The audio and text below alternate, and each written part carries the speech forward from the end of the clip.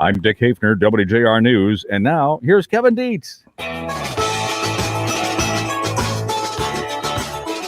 From the great voice of the Great Lakes, this is Paul W. Smith on WJR with Kevin Dietz filling in for Paul. Good morning. It is Wednesday, November 18th. You are listening to WJR 760 AM, where Detroit comes to talk. We are also live on Facebook Live. Thanks for stopping by. We're glad you could join us this morning. The team is here. The round table is all assembled. Dave Rieger is in for Ann Thomas. Dave, good morning. How you doing? Morning, Kev. How are you? I'm doing great. Dana Clark is here. Dana, good morning. Good morning, Kevin. It's hump day. It's hump day. Finally. It took Camel. half a week to get here. Hello. Didn't it? Is the camel working? Camel's off. Okay. That's all right. And Dick Hafner is here. Dick, how are you doing on this hump day? I couldn't be better. 100%. 100%. That's pretty good. I think we got one in at 100 and a couple in the 80s to 90 range so far. It's going to be a really nice day. And we're glad you stopped by. Guys, I've got some really important news to share with you. Elon Musk is going to become the third richest person in the world. I know you were worried about him hanging in there at number 4. Yes. Things were looking tough for him this holiday season. But Elon Musk is going to become the third richest person. Do you guys know who he's going to pass up? Did you guys see this? Yeah, story? what poor soul is this? This is very, very embarrassing for this family, and that they have now dropped to 4th. But Mark Zuckerberg is going to be falling to number 4. His net worth is merely $117.5 billion. Or actually, that's Musk's. Musk's is 117.5. So Zuckerberg's going to be something under that. Oh boy, he'll be filing for his stimulus check, won't he? Yeah, we should have got some money into Tesla and SpaceX. He's been, and you guys know who's at the top. It probably wouldn't be too hard to guess. You probably know. Most people know who the richest person in the planet is. Bill Gates. Bill Gates is second place. Okay. Come on, Dana. I know this. What's on your doorstep? Shopping? How you doing your shopping this year, Dana? Oh, Amazon. Jeff Bezos. Yes. Isn't it amazing? After he gave away half. Yeah, right. He had the big divorce, gave away half. But that half was a lot less when he got the divorce than it is now, I think. The pandemic has caused everybody to use Amazon, and they have just completely taken off. And now they're a drugstore. Right? Now, what is up with that? How do you show your prescription? Now, that I don't know. I don't know what the process is, but now they're getting into the shipping of prescriptions, and all the other drugstores now they're a little nervous about this. Well, with DocuSign, you can buy a house. You can do just about anything online. So I imagine you can get a doctor to DocuSign a prescription and pass it along, and perhaps it'll make it a little easier for fraud. But I don't know. I think it's all going that way. It's just every time I think there's no way you could possibly buy something like that online, all of a sudden there you are purchasing something online. It is amazing. But Elon Musk, he's doing it the old-fashioned way with cars and the space rockets.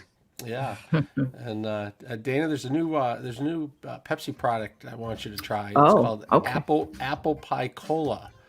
I would definitely try that. Yeah, put a little apple pie in your cola. With some ice cream. Oh boy, sure. Make a float. We'll get that tried for Thanksgiving. See how the Pepsi Apple Pie Cola goes down. Everything's better with ice cream. That's right. Everything's better with ice cream. Amen. All right, you're listening to the Paul W. Smith Show. We'll be right back with more. We're going to take a quick check of weather and traffic with Dana Clark.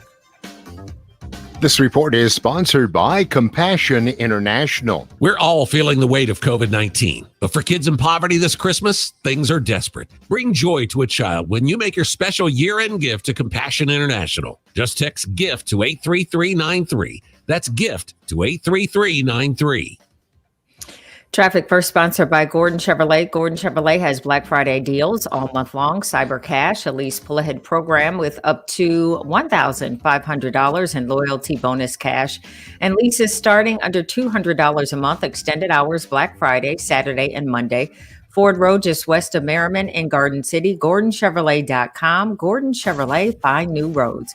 Starting off with an accident, 75 northbound at Springwells. A wreck is blocking the right lane. Disabled vehicle in Macomb, 94 eastbound after 26 Mile Road. The right shoulder is blocked. Now, WJR Weather First from the Weather Channel, sponsored by McLaren Health Plan. McLaren Health Plan is helping families stay healthy with coverage for virtual doctor visits, flu shots, and access to over 140 hospitals in Michigan. McLaren Health Plan, the right plan for right now. Learn more at mclarenhealthplan.org. It's a cloud and clear sky this morning. Gusty northwest breeze adding a little chill to the air this afternoon, not going much higher than the upper 30s with that northwest breeze continuing. Tonight, some clouds early, then the sky will be cleared later, 25. Suburbs colder. Wednesday, sunny, low 40s, but 60-degree weather could return as soon as Thursday. From the Weather Channel, meteorologist Ray Staging on News Talk 760 WJR.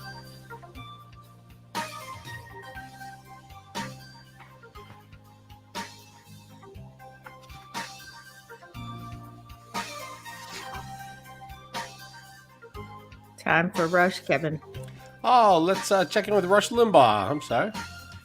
This past Sunday, Jake Tapper, host of CNN's State of the Union show, interviewed Dr. Fauci, who heads the National Institute of Allergy and Infectious Diseases. Dr. Fauci told Tapper that even if a vaccine for the coronavirus is brought to market and widely distributed, we cannot abandon fundamental public health measures. So even if you get the vaccine, you're going to have to keep wearing a mask and you're going to have to keep hunkering down. That's because even with a 90 to 95% rate of effectiveness, people who take the vaccine won't necessarily know how effective it is for them. After hearing that gloom and doom assessment from Dr. Fauci, Dr. Tapper had a diagnosis of his own. He declared that Christmas probably not going to be possible this year. So just like that, on CNN, Christmas is over before it even gets started. Well, I have a prediction for you, Jacob Paul Tapper. Despite what you may hope, there will be a Christmas this year, at least in my house, and next year, and every year that human beings continue to populate the earth. Neither the coronavirus nor CNN or any other plague is going to stop people from celebrating one of the holiest and most treasured days of their lives. And Jake, there isn't a single Grinch-like journalist who can ever stop Christmas. You don't have that kind of power, and you never will. Sorry. Rush Limbaugh, noon to 3, today, right here on WJR. This Sunday, there will be a massive piano sale featuring piano. We are clear. All right. Of Rush. So by Friday, we're supposed to hit, let's see, 63. Yeah, that will be the last day in the 60s, I think. That's kind of nice that that's coming back after a couple cold days. One last shot at it. What's the weather supposed to be like tomorrow, Dana? Tomorrow is clouds and sun, high near 60. Yeah, nice tomorrow. Cold today still, all right? You golfing tomorrow? Supposed to be playing golf tomorrow, yeah. Oh, really? Oh, Just guessed. Yeah. It's probably a little windy. Like about, is it going to be windy? I think so. Let me see. Let me check my models. 15 to 25 miles per hour. Oh, that's not good. But it says winds could occasionally gust over 40. Oh, great. Yeah, so you just have to hope for that. I hope it's tomorrow. Roll there. Great. So you're saying get some extra golf balls? No, I'm saying still go. Oh, no. Well, I'm still going to play. He said, oh, no. I'm still going to play, but still going to play. Might be difficult. That's all right. That will be it. And it's still not officially winter until when? December. But it's supposed to be a mild winter, from what I understand. I hope so. You heard that? Yeah, it's supposed to be maybe not as bad. Good. So I'll take them out. I was hoping for that. Yeah, winter kind of stinks. So the sexiest man alive has been announced. It's not one of you guys. Sorry. It's shocking. Yeah. Yeah. Yeah. I Shock heard on that one. Or Michael B. Jordan, right? Finally, a real sexiest man isn't. Some years I'm thinking, no. Who voted? Not, they're all great looking guys, but yeah. Last year, John Legend, I was like, cute, yes. Sexy, I guess to some people, but Michael B. Jordan is a good choice. Oh, it's Michael B. So you're a fan of the Creed movies, then? Oh, yes. I like Rocky movies are some of my favorite. It's in my top 10 list of favorite movies, and Creed is up there too. Every time Rocky is on, I watch it. What's your favorite Rocky movie of the? Let's see, there were 5, or still The first one. There were 6 before the Creed movies, I think. The first one. Okay. Yeah, the first one is so good. See, I'd have to go with either Rocky 3 or Rocky 4. Which one was Clubber Lane and Mr. T? I pity the food. That was Rocky 3. That was Rocky 3. Yeah, that was a good one too. And the one with Dolph. That was Rocky 4. Okay. And then obviously the newest Creed was when he fought, his son. Yes. Yeah, very cool. Great movies. Yeah, the Rocky movies are very good. Definitely. So Sylvester's still hanging in there. Well, yeah. So is power back on everywhere pretty much? Or still got some residual outages? What did they say yesterday, Kevin, when you talked to them, to DTE? They were supposed to be back up by, they said, 24 to 48 hours. So okay, everybody should be back on. Pretty much close, yeah. Confusing Medicare maze that confronts all of us. So Thursday, Friday, great weather, and then back to cold for the weekend. Yeah. No, Saturday's okay. I think Sunday it starts to get cold again. 230-8595. Senior Health Medicare. Trusted local experts. Now back to more Paul W. Smith on WJR. Once again substituting, here's Kevin Dietz. All right, we have the roundtable assembled. Dave Rieger, Dick Hafner, Dana Clark. Good morning, everybody. How's everybody doing? Good morning. It is Wednesday. It is Wednesday. Did you guys hear that Conan O'Brien is calling it quits on late night TV? Oh, is he? No. He is. Made me wonder who your favorites are. It seems like everybody's got a different favorite. There's been so many over the years, going back, way back. There was, there was Johnny Carson, and then all of a sudden there was it grew and grew and grew. Now there's several working now. But as you think back, or currently, who are your favorites? Dick Hafner, do you got a favorite late night comedian? Well, besides Johnny Carson, the all-time great. My favorite is Conan O'Brien. Wow. So you're going to miss him. Yeah, I think he's outstanding, but I'm in the minority. I think a lot of people like him, Dick. Yeah, I thought he was a great writer. I believe he started writing for David Letterman, and David Letterman is my all-time favorite. Or he was when he was in his prime. Anyway, he was a lot of fun. Johnny Carson, of course, was great too. I don't know today. I don't watch as much as I used to. The politics has sort of gotten in the way of a lot of those shows, like Saturday Night Live too. I don't watch quite as much as I did before the world got so topsy-turvy. But Dave, who's your favorite? I'm a little young for Johnny Carson, although I saw him maybe at the very end. But I like David Letterman. But I also like Fallon. I also like Craig Ferguson was good when he was on. I like Conan too. He was a scream. And I also like the guy who does it on ABC too. And his name escapes me at the second. Kimmel? Jimmy Kimmel? Yeah, Kimmel. He's good too. They're all really. They're all good. Yeah, they're very talented. They all are very talented and very intelligent. And since you guys mentioned David Letterman on Netflix, I just got hip to it recently. He has interviews with different people. And I didn't watch him a lot when he was on. It was late, obviously, and I've always worked early. But what a great guy. It seems like he can relate to just about anyone. So his interview skills are really, he just seems like a really personable guy. Yeah.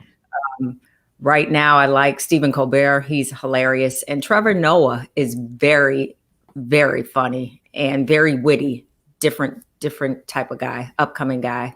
Wonderful book. He seems like a nice guy too. Well, yeah, I've only seen him one time, and I really thought he was good. Yeah, he's very talented as well. Is Letterman still sporting that massive long beard? Yes. At least when I watched his Netflix, I caught up. Like I did a binge of, and my next guest is, I enjoyed every one. What was that movie where Tom Hanks got stuck on the island? He looks like Castaway. What was it? Yeah. Castaway. Yeah. Castaway. Yeah. Castaway. So, yeah, Wilson the volleyball. Yeah. Wilson. I think Fallon has the best band. Oh yes, the Roots. Yeah. Yes, true. Yes, he's got the best band out of all of them. Yeah. And they do so many more skits now than they used to. They used to sort of have a monologue and then a couple of guests, and a little music. Now it seems they're all over the place doing skits everywhere all the time. That's what I think makes Fallon so good is all his skits that he does and how he incorporates the Roots. I think it's hilarious. Right. Well, that's the genesis of the Tonight Show, going back to Johnny Carson with all the skits he did. So they've kind of kept true to the Tonight Show motif. So Carson had, was it Doc Severinsen? Was that his main guy? And Letterman had Paul Schaefer. Mm-hmm. And so Fallon has the Roots. Yep. And Dana, I understand you got a little bit of breaking news on the sexiest man alive. Oh, yes. The sexiest man alive for 2020 is Michael B. Jordan. Yes, he could be calling me anything. Yes. Very sexy. Do you have to be a superhero character now to become the sexiest man alive? Is that a no? Last year was John Legend, and he's not a superhero character. But yeah, I 100% agree with this one. Michael B. Jordan, Creed, in Black Panther. Actually, he's had a lot of dramatic roles as well.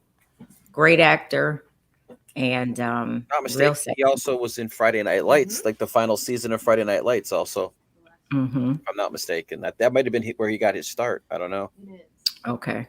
Yeah, he's been at it a long time. So congrats, Michael B. Jordan. All right, sexiest man alive. Dick, you came in second. Don't feel bad. Oh, boy. You're ahead of Elon Musk. Yeah. One. I'm still behind Jeff Bezos, still. You're listening to the Paul W. Smith Show. We'll take a quick break and check weather and traffic with Dana Clark. This report is sponsored by Compassion International. We're all feeling the weight of COVID-19, but for kids in poverty this Christmas, things are desperate. Bring joy to a child when you make your special year-end gift to Compassion International. Just text GIFT to 83393. That's GIFT to 83393. Traffic First, also sponsored by Reamer Floors. The latest in waterproof flooring technology is on sale now at Reamer Floors. Save 30% on Empowered by Armstrong flooring, featuring a reinforced mineral core and superior scratch resistance. Visit reamerfloors.com to schedule your shop at home or in-store appointment. 75 northbound at Springwells. Earlier accident is clear. Disabled vehicle in the way in Macomb along 94 eastbound after 26 Mile Road. It is blocking the right shoulder. Now WJR Weather First from the Weather Channel, sponsored by True Tech Concrete Coatings. You've heard of Rhino Shield. Now Mark and Cheryl bring you True Tech Concrete Coatings. Make your basement, garage doors, porch, or patio beautiful in one day. 4 times stronger than epoxy. 15-year warranty and antibacterial. Call today to get your project done before the holidays. 810-487-8832. Chilly start once again. Clear skies, 25 degrees. Some sun, some clouds mixed today. We do remain dry, a high of 44. Tonight, partly cloudy skies, low 68. For Thursday, start about a 2-day warm-up. Some clouds, some sun. Could be windy in the afternoon, a high of 60. I'm Dana Clark, WJR News with Dick Hafner in about 2 minutes. Walsh is more than a business school. We're an accelerator, a think tank, an incubator for ideas. We're the fuel you need to take that next step, where leaders are made and where barriers are broken. Well, you'll learn from proven business minds who have been there and done that. This is not your typical business program, because Walsh is not your typical business school. Apply now at walshcollege.edu. One day, really soon. This is Darren McCarty. So Joanne says Letterman explained on some show the reason for the beard is plastic surgery gone terribly wrong. I know he retired and then nobody really saw him for a while, and then all of a sudden he emerged and he had this massive long beard. It didn't even look like him. It took some getting used to. I had not heard anything about plastic surgery going bad, but that could be a reason. So did Conan say why he was leaving, or I don't know. new projects or something? I'm sure he's not going to. I think he's got a successful podcast. Yes. I don't know. Maybe. There's an article in USA Today about it. Yeah, I was. What did it say? Well, since Conan is my least favorite of all of them, I read the headline and kept moving on. Talk show hostage. In 2021. Oh, years. Boy, Bill says years. Conan signed with HBO Max. Oh, is he going to take over for Bill Maher? Bill Maher? Bill Maher? He's funny too. They're all very talented. Yeah, he is funny. Brian will get his own weekly variety series for the HBO Max streaming platform. So weekly, that will be once a week instead of 5 days a week. Maybe that's what he likes. So I wonder if TBS is getting out of the late night game then. O'Brien joked in 1993, Johnny Carson gave me the best advice of my career. As soon as possible, get to a streaming platform.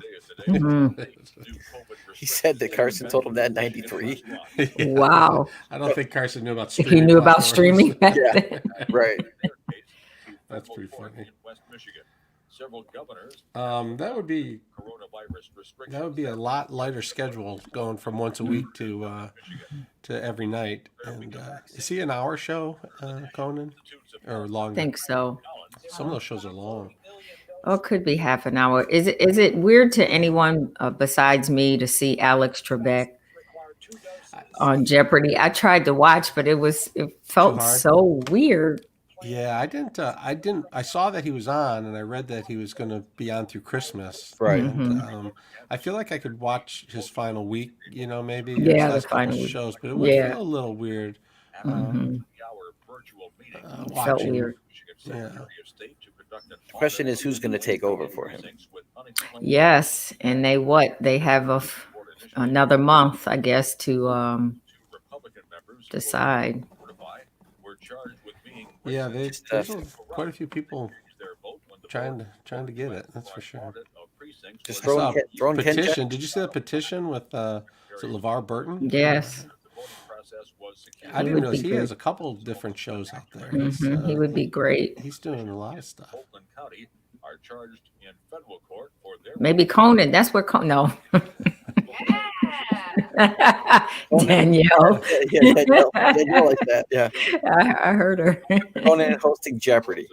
There you go. That would be fun. Why don't they just get Pat Sajak? He could just do both. And he can be goodness. He could be part of both of the two most successful. No, that's too much. I don't know. That's too much. I'd almost like someone that we've never heard of.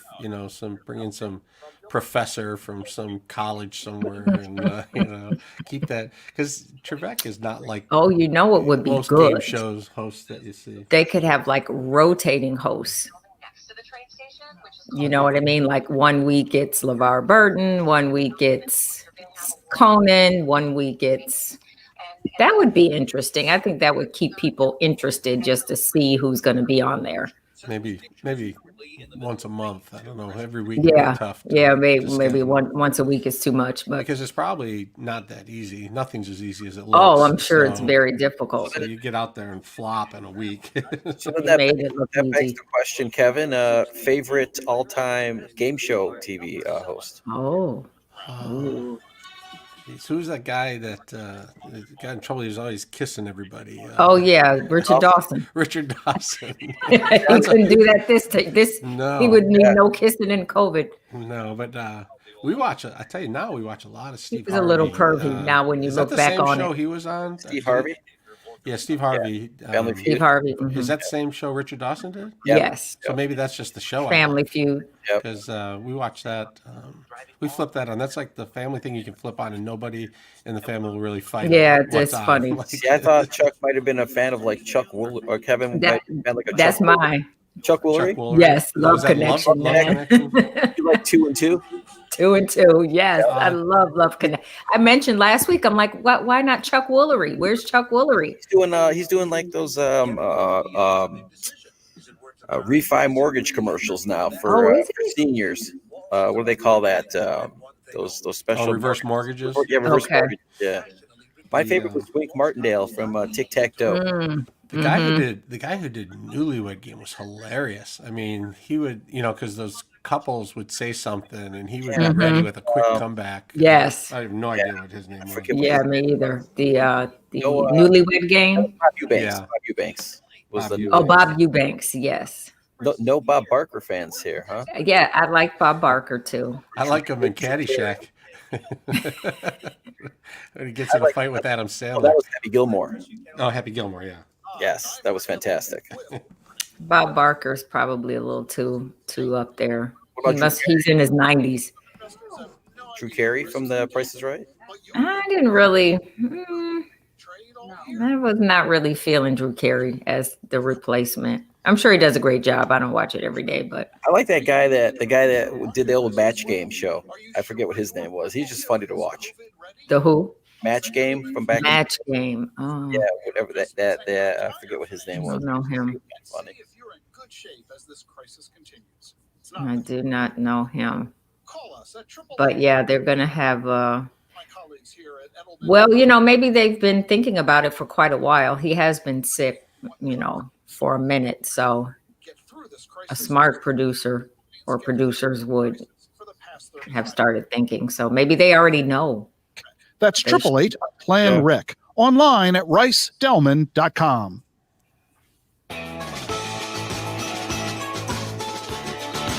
From the great voice of the Great Lakes, this is Paul W. Smith on WJR with Kevin Dietz filling in for Paul. It is 6:05 on Wednesday, November the 18th. Thanks for stopping by WJR 760, where Detroit comes to talk. Dave Rieger, Dick Hafner, and Dana Clark are with us this morning. And guys, there's a little bit of news going on overnight. Early this morning in my inbox was a message from David Ashenfelter over at the federal court. And he said that the plaintiffs in the Flint water litigation were filing a motion with 13 exhibits for a preliminary approval of a proposed settlement of the case. And late last night, there was an email in my inbox from the governor's office saying that they were announcing a $641.2 million settlement. They had added another 20-some million dollars from some other people other than the state of Michigan. And Flint water crisis happened quite a few years ago. I'm not even sure exactly how many, but this has been going on for a long time, and it looks like they finally are coming to some terms. And I just, as you think about this, Dick, did you follow this story? Yes. Did you report on this morning? I did not have that in the news because I didn't fully understand what the possible formula was. So I read the release from Ashenfelter, but I just didn't feel like I had control of the story, so I didn't include it yet. Yeah, so they had been going back and forth on this settlement issue, and the numbers originally were much, much smaller. And finally it became clear that the state was going to have to come up with more money. So they brought the city of Flint added another $20 million to the settlement. Of course, the council has to approve that first, and then McLaren Regional Medical Center put 20 million in, and Rowe Professional Services put another million in. So in addition, I don't know if there was the sticking points where they wanted more people to take accountability for what happened, or if they were trying to get the number up, or maybe a little bit of both. But the people of Flint have this has been going on and on and on, and it's just gotta, you keep moving on with your life, but when you live in Flint and you have trouble with the water, it's a very real concern. And I'd like to pull up the case later today and actually see who all the plaintiffs are in this case. But I mean, it's good that they're finally going to be taken care of. It's terrible that taxpayers are going to be spending hundreds of millions of dollars on something that, if I remember when I was covering this thing in court, I think it would have cost like $25,000 to treat the water properly in Flint at the time when they made that switch over. And nothing was ever more penny wise and pound foolish than that one. Yeah, it's just from time to time you'll read a story and it says, oh, they're trying to figure out how to fix the pipes in one part of the area of Flint where this was affected, and you're like, boy, wasn't that 5-6 years ago? I mean, how does it take so long? But then they found that Flint wasn't alone. There's cities all over the state and all over America that have concerns about lead in their water, and it's just a scary situation. Yeah, but very expensive too. Yeah, we're gonna have the governor on a little later today. Maybe we'll ask her about that. But and then the what's going on with the canvassers in Wayne County, Dick? What's that story? So they were not going to certify, and then I saw the governor was writing emails. The governor keeps writing me emails in the middle of the night. I don't think it's her, but she had a statement out about how it was wrong for them to battle this, and then they switched back over. Is that what happened? Yep, that's what happened. The board of canvassers with 4 members, 2 Republicans, 2 Democrats. That's the canvassers of Wayne County only. They had their long meeting, and when the Republicans objected and voted no on the certification motion, then speakers got up. This was a virtual meeting. Speakers weighed in, and accusations of racism, stupidity, et cetera, corruption was mentioned. And then the board, all 4 members agreed that they would ask the Secretary of State for an audit of precincts where the numbers look like they're out of sync. And then the Republican members voted yes to certify, and that was the end of the meeting. The Secretary of State, though, gives no indication that she will do an audit of this. She says everything was on the up and up. I saw her on Twitter last night, and she put out a statement reassuring everyone that all the votes have been counted and it was a fair election, and there is no widespread fraud. And so I can't imagine that she would be in favor of an audit. But I'm personally, I wouldn't mind seeing some audits just to see what's going on. I always think a little more light on anything is helpful in improving the system. And while it seems beyond a long shot that anything's going to change in Michigan, I think it's good to take a look at stuff. And there seem to be a lot of questions, and an audit might just answer those questions because, when you talk about the people who gave sworn affidavits as to what they saw, many of them saw things they didn't understand or didn't make sense to them. And I know initially, in the first couple of days, once things were explained to them of how things work and what they were seeing, they were like, oh, okay, I get it. I understand. And I think all of us kind of need to understand a little bit better about what was happening and how it works and what mistakes do get made and what might look like a mistake but isn't. But I think you need an audit to do that. And I don't know, are you guys fine with just going forward and then 4 years from now there's another tie and everybody's mad about the results and not feeling confident? No, I think they're going to have to fix this. They've got time. They should investigate it and fix whatever the problem is and make sure that we don't have to run into this again next time.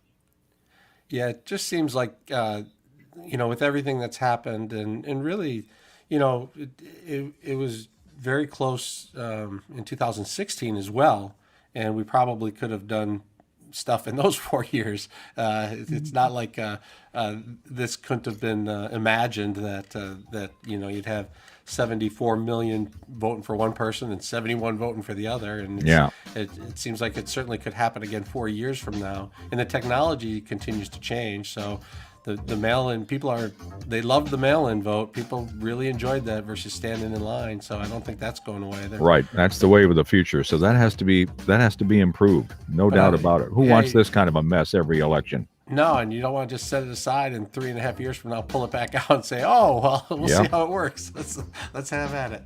All right, you're listening to the Paul W. Smith Show. We'll have much more coming up after we take a quick break with traffic and weather and Dana Clark. This report is sponsored by Compassion International. We're all feeling the weight of COVID-19, but for kids in poverty this Christmas, things are desperate. Bring joy to a child when you make your special year-end gift to Compassion International. Just text GIFT to 83393. That's GIFT to 83393.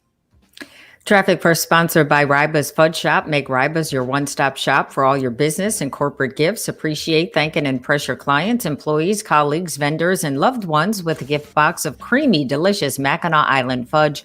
Visit ryba.com to complete your shopping today. 696 eastbound between Greenfield and Coolidge. All lanes are temporarily blocked by a slow-moving icicle removal crew. 94 eastbound after 26 Mile Road, disabled vehicle in Macomb blocking the right shoulder. Now, WJR Weather First from the Weather Channel, sponsored by the Michigan Building and Construction Trades Council. The construction trade unions of the Michigan Building and Construction Trades Council and their employer partners at Musk Construction Careers are looking for qualified, motivated applicants for apprenticeship opportunities in the construction field. Earn while you learn and graduate debt-free. To learn more, visit muskcareers.org. Management and unions serving together. Pushed another front through. A gusty northwest breeze this morning, making it feel a little chilly out there. Clouds and sunshine through the day and a chilly day. 37 degrees. Overnight tonight will clear it. Some clouds early, cold, 25. Suburbs a little colder. Sunny tomorrow with highs in the low 40s. Milder by the end of the week. From a Weather Channel meteorologist Ray Stagik on News Talk 760 WJR. This Sunday, there will be a massive piano sale featuring pianos used at Wayne State University's Department of Music for the past year. All Kawai and Yamaha grand, upright, and digital pianos will be sold for a fraction of the price you would normally pay. For the best price and selection prior to Sunday, a preview appointment is strongly recommended by calling 313-829-0773. That's 313-829-0773. Special financing and delivery will be available from Ebola Music. To ensure the best selection and price, schedule your preview and purchase appointment now by calling 313-829. So I just looked up the an article that had the top 25 TV game show hosts of all time. Oh, really? And your guy, Mr. Family Feud, comes in number 25. Okay, wow. So he made the top 25. But can you guess who the top 5 were? All-time game show hosts? All time. Bob Barker's probably up there. Bob Barker's number 1. He was number 1 on the list. I'm thinking of these long-time shows. What's I'll take the guy from the Newlywed Game. He was number 5. Okay. Bob Eubanks. So you got 2 of the 5.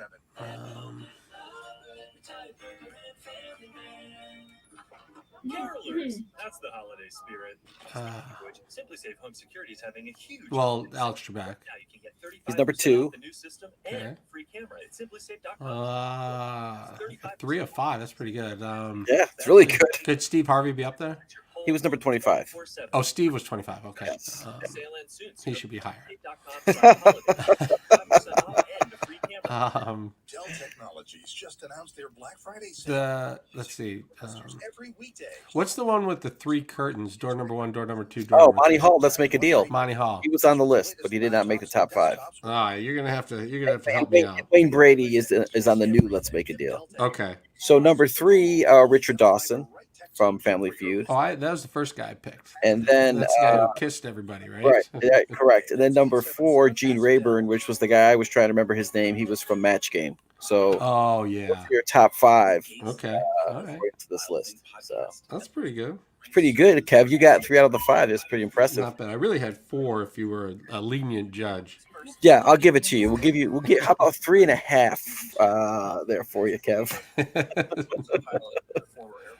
But nice job. Thank you. Yeah.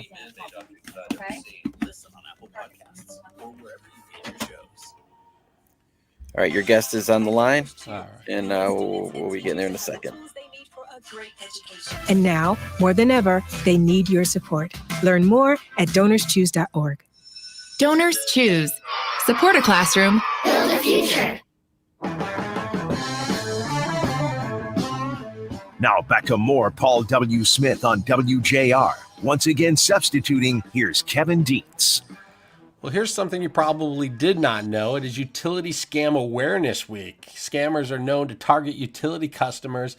Do you know how to protect yourself, your loved ones, your business from possible scam? There's a lot to know because it's constant, especially with the internet and COVID, people at home working nonstop to try and get your money. Joining us now is Michigan House Representative Padma Kupa from District 41. Padma, welcome to the Paul W. Smith Show. Good morning. Thank you so much for having me. Now, your district represents Troy, is that correct, and some other areas? I represent 2 municipalities, Troy and Clawson. Troy and Clawson.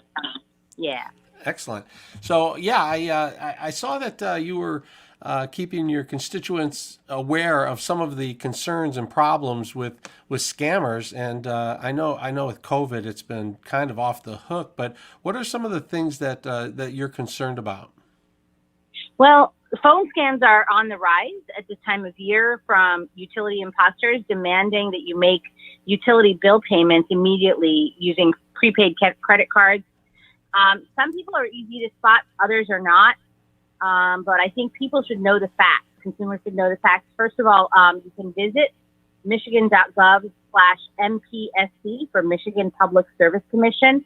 If you think you are the target of a scammer, you should also immediately call 800-292-9555. One thing to know is that utility companies never call customers requesting immediate payments to keep services from being shut off.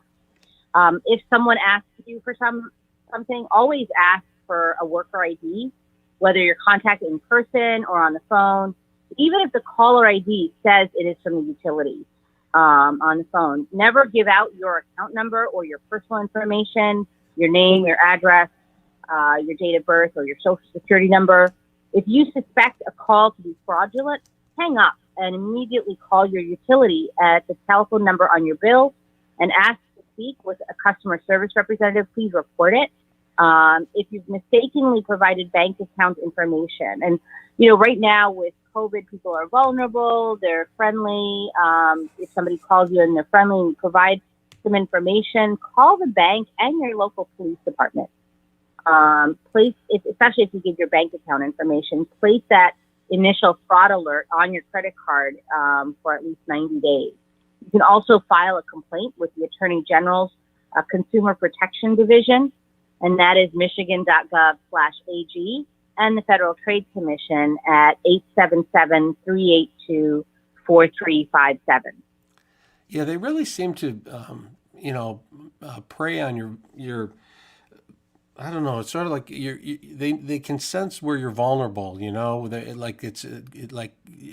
going to get cut off immediately, or they might even call and say your child's home is going to be cut off immediately, and you're listed as a backup number. Or they have this way of sort of getting inside to your heart and your brain and kind of convincing you to do things that you might not otherwise do. Because when you talk about it plainly, like just hang up, they don't call you, it sounds easy, but some of these people are really good at it. We've heard multiple tape recordings of some of these calls, and it is amazing how convincing they can be. Yeah, it's very sad because people are vulnerable. I mean, as you know, this COVID is not gone yet. And so we feel very vulnerable, and if you are called by a scammer, they make you scared even further, and they make demands. And so Michigan utilities are reporting an increase right now in calls to their customers from scammers. So the number one thing is we want people to make sure that they are aware and that they don't get scared by these people, that they are not scammed, and protect themselves from scammers. Yeah, it seems when I talk to police friends of mine, they'll say these groups are really hard to catch. They have these phone banks in places, and people are just calling as many people as they can call, and they have hundreds of different numbers that they call from. And as soon as a certain amount of time goes, they know exactly when to shut the phone system down, and they know when to move to a new location. They seem to know how long it takes police to figure out who these people are and where they are, and by the time police get there, they're gone. And so it seems like education is really the best shot at prevention here, even though we encourage people to call the Attorney General and call the police. But typically, it's really the consumers who are going to have to protect themselves. Thank you so much for having me to talk about this, because this is how we get people the information that this is happening. The more journalism that happens like yours that makes people aware of these utility scammers, the more the public is protected. And that is the role of government, is to make sure that as an elected official, this is one thing I really want to make sure that my constituents know about these things. And people across the state of Michigan should be aware and protect themselves. Absolutely. How are your constituents ready for the shutdown? I guess it started at midnight last night. Are you guys getting a lot of calls on that? The number one concern right now, I think, is how do small businesses stay open and survive? And so we are looking to work with partners across the spectrum. I know that there is a partnership between a group of governors in the Midwest, because we do travel amongst ourselves. And so this is a very important time that if we work together and pause right now, we can celebrate many more holidays together. And so that's working together is the only way. Yeah, somehow we got to figure out what we can do so that we can get permanently open. I think of Troy and Clawson. I mean, boy, Troy is right in the middle of everything in southeast Michigan, or Metro Detroit anyway, and all of so many office buildings. I know so many people who are self-employed but have their office space right there in Troy. And I know everybody wants to get back to where we were, but to do that, we have to get past this COVID. And right now, it's just very, very frightening right now, the numbers. Yeah, and I think that for a lot of people who can work from home, that it's all right. But for businesses that, for example, our restaurants and bars, those are the ones, especially downtowns. I have a downtown in Clawson that I'm concerned about. I'm sure that many of my colleagues and I formed during the first wave. We had formed the Downtown Business Coalition, and former mayor of Royal Oak, Jim Allison, the state representative from Royal Oak now, he and I and a couple of others in Oakland County had done a small business roundtable. And a lot of the things that people asked us about were actually federal level issues. And so we are also in constant communication with our federal level folks to make sure that we're protecting small business and working with small business owners. All right, Padma Kupa, District 41, Troy and Clawson, thanks for being on the Paul W. Smith Show. Thank you for raising awareness about utility scams and protecting the public. Thank you. You bet. Have a great day. We're going to take a quick break, check traffic with Dana Clark. This report is sponsored by eBay. Gifts from eBay say a lot, but don't cost a lot. So tell your all-star it's time for takeoff with Air Jordans at not-so-sky-high prices. And get your rockstar dad a Bose soundbar that speaks volumes. Spend a little on gifts from eBay that say a lot. 696 westbound between Coolidge and Greenfield. All lanes still temporarily blocked by a slow-moving icicle removal crew. Traveling eastbound, 696 between Greenfield and Coolidge. That crew is done. All lanes are now open. Now, WJR Weather First from the Weather Channel, sponsored by Guernsey Farms Dairy. Enjoy family and football all day and avoid the stress of cooking on Thanksgiving. Get a full traditional Thanksgiving meal this year from Guernsey's Farms Dairy's restaurant in Northville. Place your carry-out order today. Pick up on November 25th. Minimum order is 5 people, and it's only $15 a person to order. Visit GuernseyFarmsDairy.com. A cold start once again today. Clear skies, 25 degrees, sunshine, and some clouds mixed in, a high of 44. Tonight, partly cloudy skies, your low 38. We hit 60 tomorrow, some clouds, some sun, and 63 on Friday. I'm Dana Clark, WJR News with Dick Hafner in about 2 minutes. Whether it's 15 terrifying miles to the first date or 92 miles to meeting your furry best friend and naming him Max. Whether it's 300 eager backseat miles to funnel cakes and Ferris wheels, or just heading to work, Marathon has the fuel to keep your engine running at peak performance, because you never know where life is going to take you. For quality fuel through every mile, fill up at Marathon. This is health reporter Lila Lazarus. Every 40 seconds, someone in this country has a heart attack. Even in a pandemic, if you have an urgent situation, St. Joe's emergency rooms are safe and open 24/7. Avoiding the ER or delaying needed procedures could have dire repercussions. St. Joe's has many measures in place to ensure safety of patients and staff, with testing protocols, proper sanitation, and protective equipment. You are safe at St. Joe's. If you have symptoms of a heart attack or stroke, the advice is still the same. Call 911. For St. Joe's, I'm Lila Lazarus. In 1930, just 10 years after women were allowed to vote in national elections, one woman broke through another barrier. Her name was Grace Dimmer. She was the first woman in Michigan to receive a CPA designation. The school, Walsh. Since 1922, helping pathbreakers, difference makers, and glass ceiling shatterers reach their next level of achievement. Are you ready for the NBA draft tonight, Kevin? So my kid he's a huge basketball fan. Really? He loves this stuff. So he said, whatever you think you're doing Wednesday night, you're not. You're watching the draft. So okay.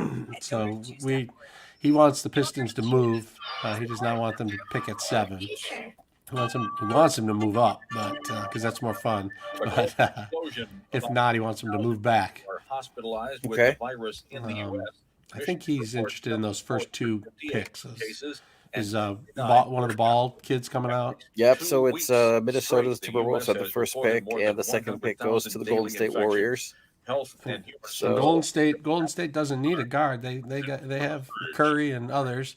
They probably need a big man, but so they might be looking to move. So it looks like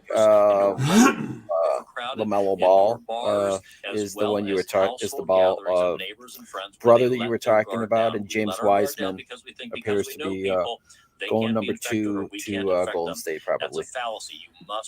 Do you think they draft? They'll take the second best and then try and trade later, or do you think they trade the pick and to someone who needs who needs a guard?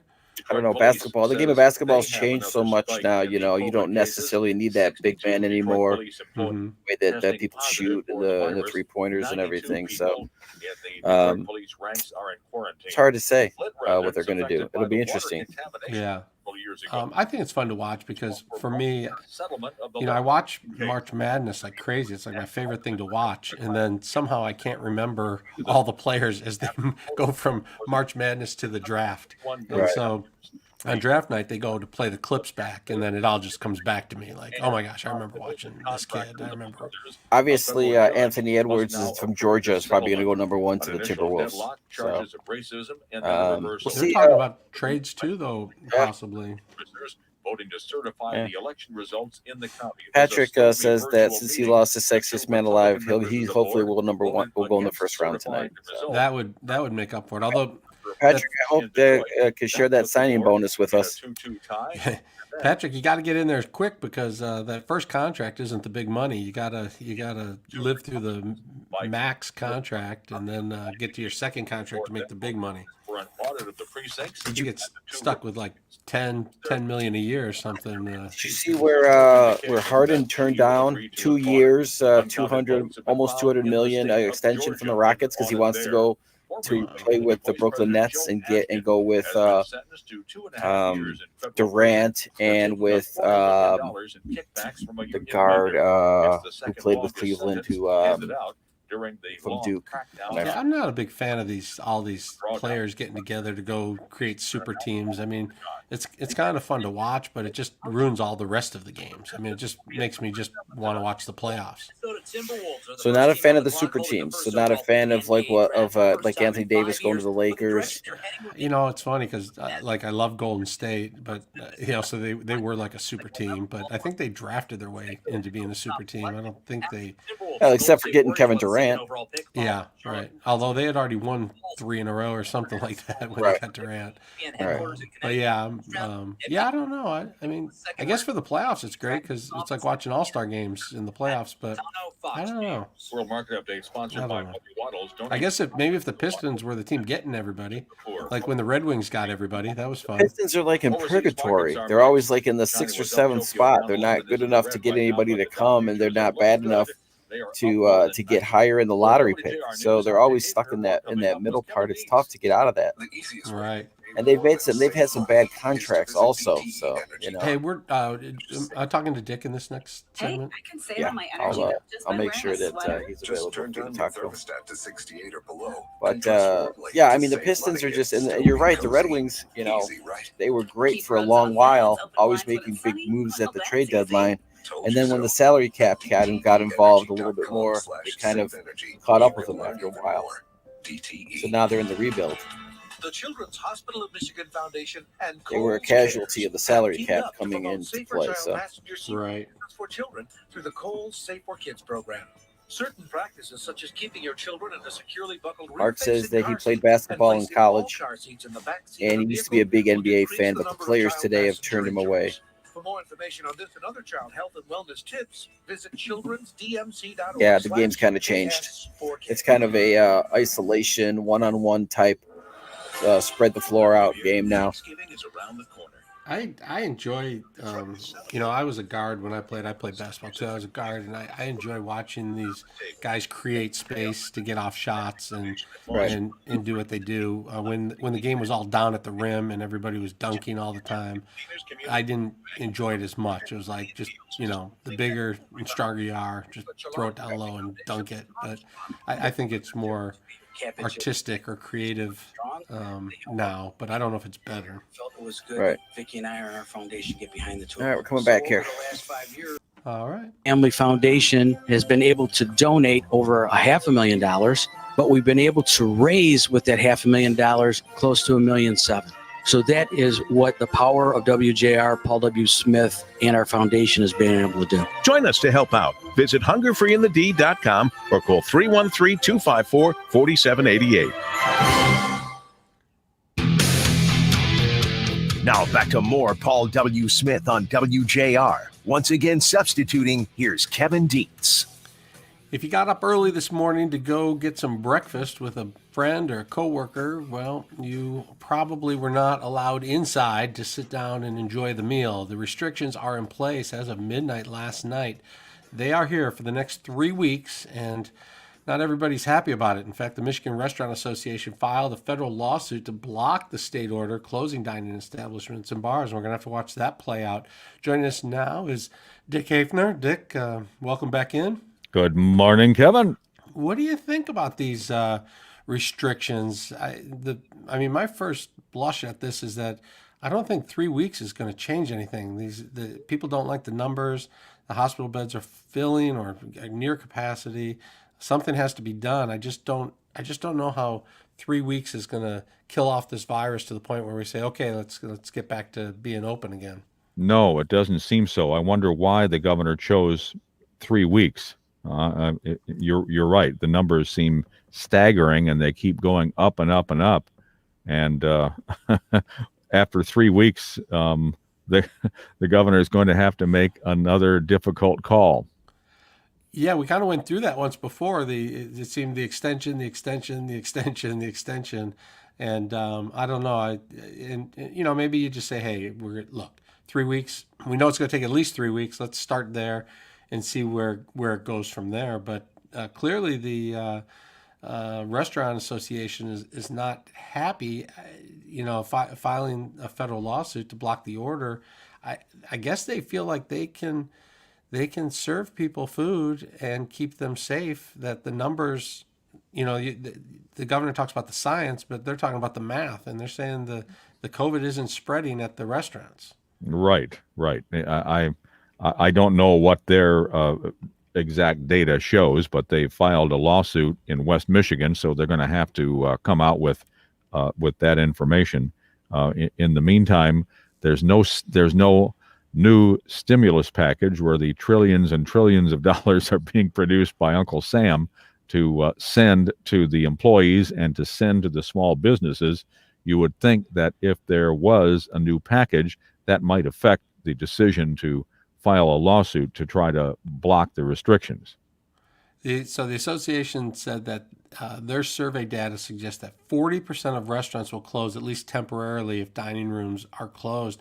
I know in that first wave, a lot of places kind of disappeared. All of a sudden you drive by, when things opened up again and stuff was shut down or closed, or you'd even see, for lease on storefronts, restaurant fronts that you pass by. Some of our favorites are no longer with us. Yes. And then there were other ones that anticipated the governor's move, and so they just closed down. And you hear the situation for many of the restaurants who said that after the initial closings that they were forced upon in the spring and early summer, and then the restaurants were allowed to open back, they weren't able to get back a lot of their employees. And you know how that affects any business where employees know what the routine is to keep the business going and all the things they have to do on their job. And now suddenly the restaurants would reopen and they don't have half of their staff. You can't do business that way. Yeah, we had Justin Winslow, the head of the association, on earlier in the week, and he threw out that number of employees. He said approximately 250,000 employees are likely to be laid off from restaurants over the holiday season, and of course talked about no federal funds, the exhausted unemployment, the whole problem that there's no revenue coming in for these people. But as this thing played out, you remember everybody. The closures came in and people went home and the stimulus came out. And then when things opened up, they couldn't get these employees to come back. And now, after the stimulus has run out, that everybody's back, they've got the employees, and now boom, you're shut down again for 3 weeks. And 250,000 employees in Michigan are said, well, you're just going to have to go home. And this is a tough time. I mean, This is when people spend the most money. The holidays are here, and suddenly, 250,000. I mean, that is a big number of restaurant employees. Well, it's a pandemic, and there's no easy way out, is there? No, this is the thing too. I was talking to somebody about this, and they said, well, the only way for this to actually work is if everybody actually stays home and nobody goes near anyone, and the virus actually dies off because it can't jump from human to human. But the reality is that doesn't happen. People, police have to go to work, firefighters have to go to work, hospital workers have to go to work. People are still in contact with each other, and that doesn't count the people who are all going to get together for Thanksgiving and cross-contaminate. And so, when you see the solution really being a vaccine, and they talk about hopefully in the spring, you wonder how much the closures actually help. But on the other hand, you look at the hospitals. When the hospitals tell you, hey, the inn is full, that's a big problem. You don't want to have people turned away for heart attacks and other illnesses, because so many patients are there for COVID taking up the beds. Well, it's a good question for our hospital executives to ask them, how close are we to that situation? We don't know yet, but we know that the hospital beds are filling up with coronavirus patients, and how soon will it be before they crowd out all of those other patients that also need help? Yeah, I saw a story that said some hospitals, and they didn't say which, but they said some hospitals are at 80% capacity. A few days ago, I read that several were at 60% capacity. And I don't know what the tipping point is, but flu season is coming and COVID season is here. And, it's real tough situation. You know, the governor made the call, and obviously it's lives over livelihood. But either way, there's some pain with it, and we'll talk with the governor at 8 o'clock about some of this. So stick with us for that. Dick, thanks for jumping in. Going to be a very confusing Thanksgiving and Christmas and holidays, won't it? Yeah, this 2020 is just we're done with it. I'm done with 2020. Hopefully 2021 will turn things around. All right, Dick, let's check traffic with Dana Clark. This report is sponsored by Jets Pizza. Your local Jets Pizza is looking for the best of the best to join their team. Think you have the same Detroit-style hustle they pride themselves on? From delivery drivers to crew positions, visit your local Jets and apply to be a part of the coolest crew in Michigan. Jets, better because it has to be. Seeing a 30-minute delay, Kevin, across the Blue Water Bridge westbound between Canada and the U.S. That's a 30-minute backup for trucks. Disabled vehicle in Macomb, still there, 94 eastbound after 26 mile. It is blocking the right shoulder. Now, WJR Weather First from the Weather Channel, sponsored by McLaren Health Plan. McLaren Health Plan is helping families stay healthy with coverage for virtual doctor visits, flu shots, and access to over 140 hospitals in Michigan. McLaren Health Plan, the right plan for right now. Learn more at mclarenhealthplan.org. Gusty northwest breeze, cold fronts through. A little colder today. Cloud sunshine 37. That wind certainly making it feel colder. Tonight we'll clear it out. 25 in town. Suburbs will be a little colder. Sunny tomorrow with a high in the low 40s, but 60s coming by the end of the week. From a Weather Channel meteorologist Ray Stitchk on Newstalk 760 WJR.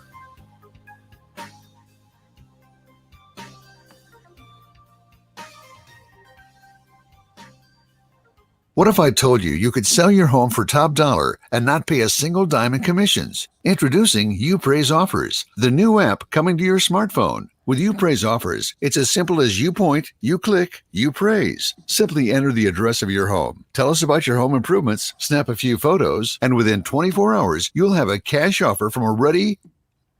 They can close in just Hey, Kevin, 2 weeks. do the market YouPraise minute Offers, after this that's spot. UPRAZE. Find it now in your app store today. At Donors Choose, we want students and teachers to have the tools they need for a great education. And now, more than ever, they need your support. Learn more at donorschoose.org. Donors Choose. Support a classroom. Build a future. This week's IHS Market Minute with Stephanie Brinley is brought to you by Borg Warner, your partner in propulsion systems. Good morning, Kevin. We are all pulling for our favorite local stores to survive this horrible crisis Investment we're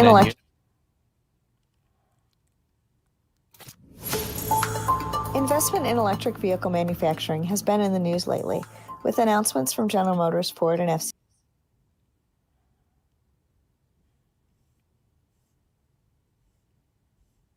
Also expected to add U.S. EV production by the end of the decade. Okay, Kevin, I don't know if you saw this story, but a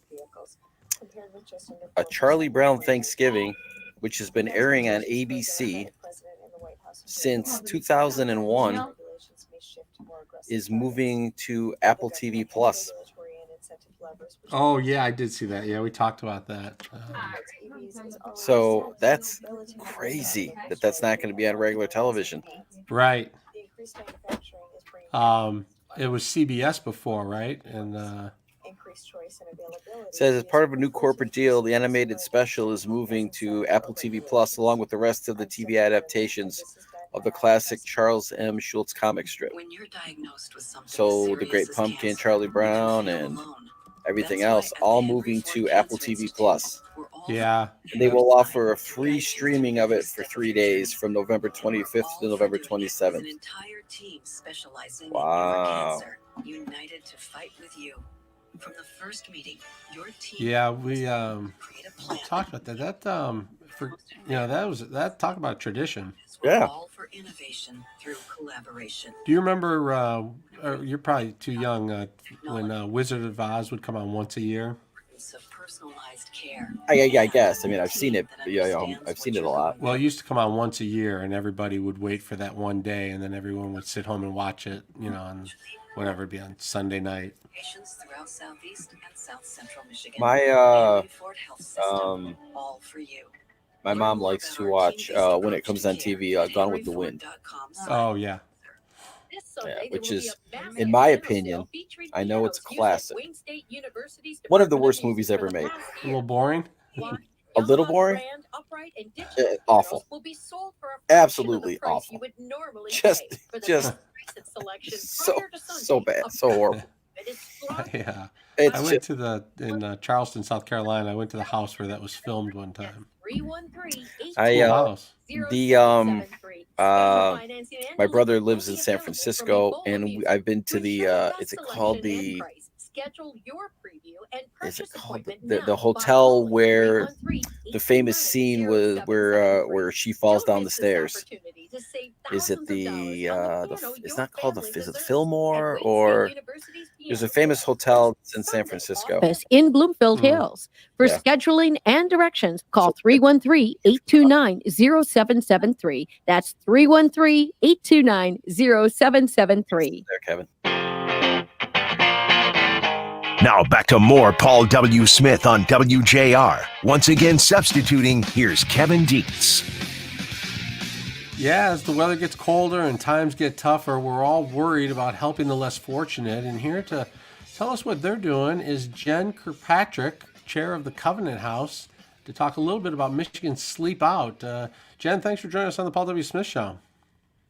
Oh, no problem. Thanks for having me. I appreciate it. Yeah, so, boy, this year has been tough on everybody, but it's especially been tough on the less fortunate.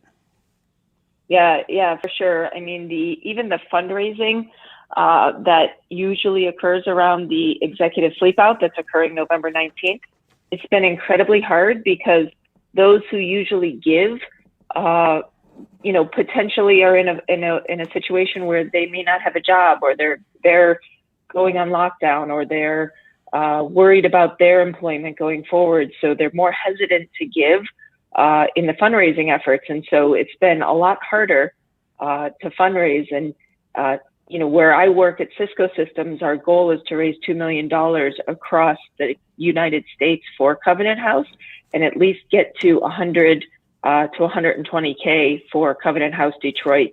And we're almost there. But it's been a lot harder this year than it has been in years past. Yeah, there's so much uncertainty this year with everybody. It's difficult, but imagine the uncertainty for these kids who face homelessness. The record numbers, I don't remember the exact numbers in Michigan, but I read, it's upwards of 4 million in America, young kids who face homelessness and hunger. And it just seems like, we have to try and find ways to be creative to find ways to help folks. Yes, 100%. I mean, these teens that you meet, and Covenant House really focuses on teens that are, they've aged out of foster care, or they're, 18 to 24 years old, and they're at a point in their life when they need help to get to the next step. They need the direction. They need the chance, right? The majority of our teenagers are given a chance in life, and these kids they need an education. They need financial education. They need their high school diplomas. So Covenant House Michigan helps them not only with shelter, but they help them through a program called Rite of Passage, where they go in and do a 2-year transitional living program to teach them the skills about how to live, financially, how to pay your bills, how to save your money. They give them education. They have charter schools to help these youth. And when you meet the youth of Covenant House, and when you meet the children that are there, you get proximate to the problem. You sit next to them. You listen to their stories. I imagine I have an 18 and a 16-year-old daughter, and I imagine, my God, who if they were on the streets, I would want someone to take care of them. And it's just such a sad thing, because these children, they just want a chance. They are so resilient. They really, really, really want to be at Covenant House. They want a chance to succeed, and they want a chance to do amazing things in this world. Yeah, I've spent time with the kids of Covenant House, and they are so inquisitive. You sit down with them, and they want to know. Well, tell me about your world, and a lot of Right. times they feel like they're in this world where the people they talk to, there's it's more hopeless than hopeful, but yet they know that they can get there. They want to get there. They're not sure how exactly to get there. And it's like the mentoring that goes on at Covenant House, I think is so valuable because it shows people that, anything can happen for anyone. And it gives them a path that says, look, you go and, go to school and do this and do this. And this can happen for you. And they also have so many examples where kids end up on the street or end up, with drugs or whatever. And they're like, this is not the road. This is not the road for you. And they do an amazing job. And when you sit down and talk to the kids, they're so bright and so excited about opportunities. But you see the hurdles are in front of them all the time. It's not just like I talk to my kids and say, hey, do well in school. They have all kinds Right. of hurdles that we don't face. No, you're absolutely right. And the majority of the ones that I've met, they're not homeless because they chose to be, right? They didn't, a lot of them didn't run away from home because they got in a fight with mom and dad, right? They're stories of how they became homeless. And to your point, the hurdles that they've had to overcome to even be where they're at are truly a lifetime of pain that the majority of the world can't even imagine. Yeah, I mean, typically, almost all of their possessions are in a bag, and they carry it with them. Correct. And they don't know, on a couple of occasions when I'd stop in, they would know I was coming, and they would get dressed up and get, excited, and you just knew how hard they worked just to get an opportunity. And anyway, let's talk a little bit before we run out of time about how an opportunity for us to help. What can we do? What can you tell us about this special event that's coming up? Yeah, so November 19th, we are all sleeping out. Unfortunately, this year with the global pandemic, it is virtual. In the years past, this will be my 4th year sleeping out.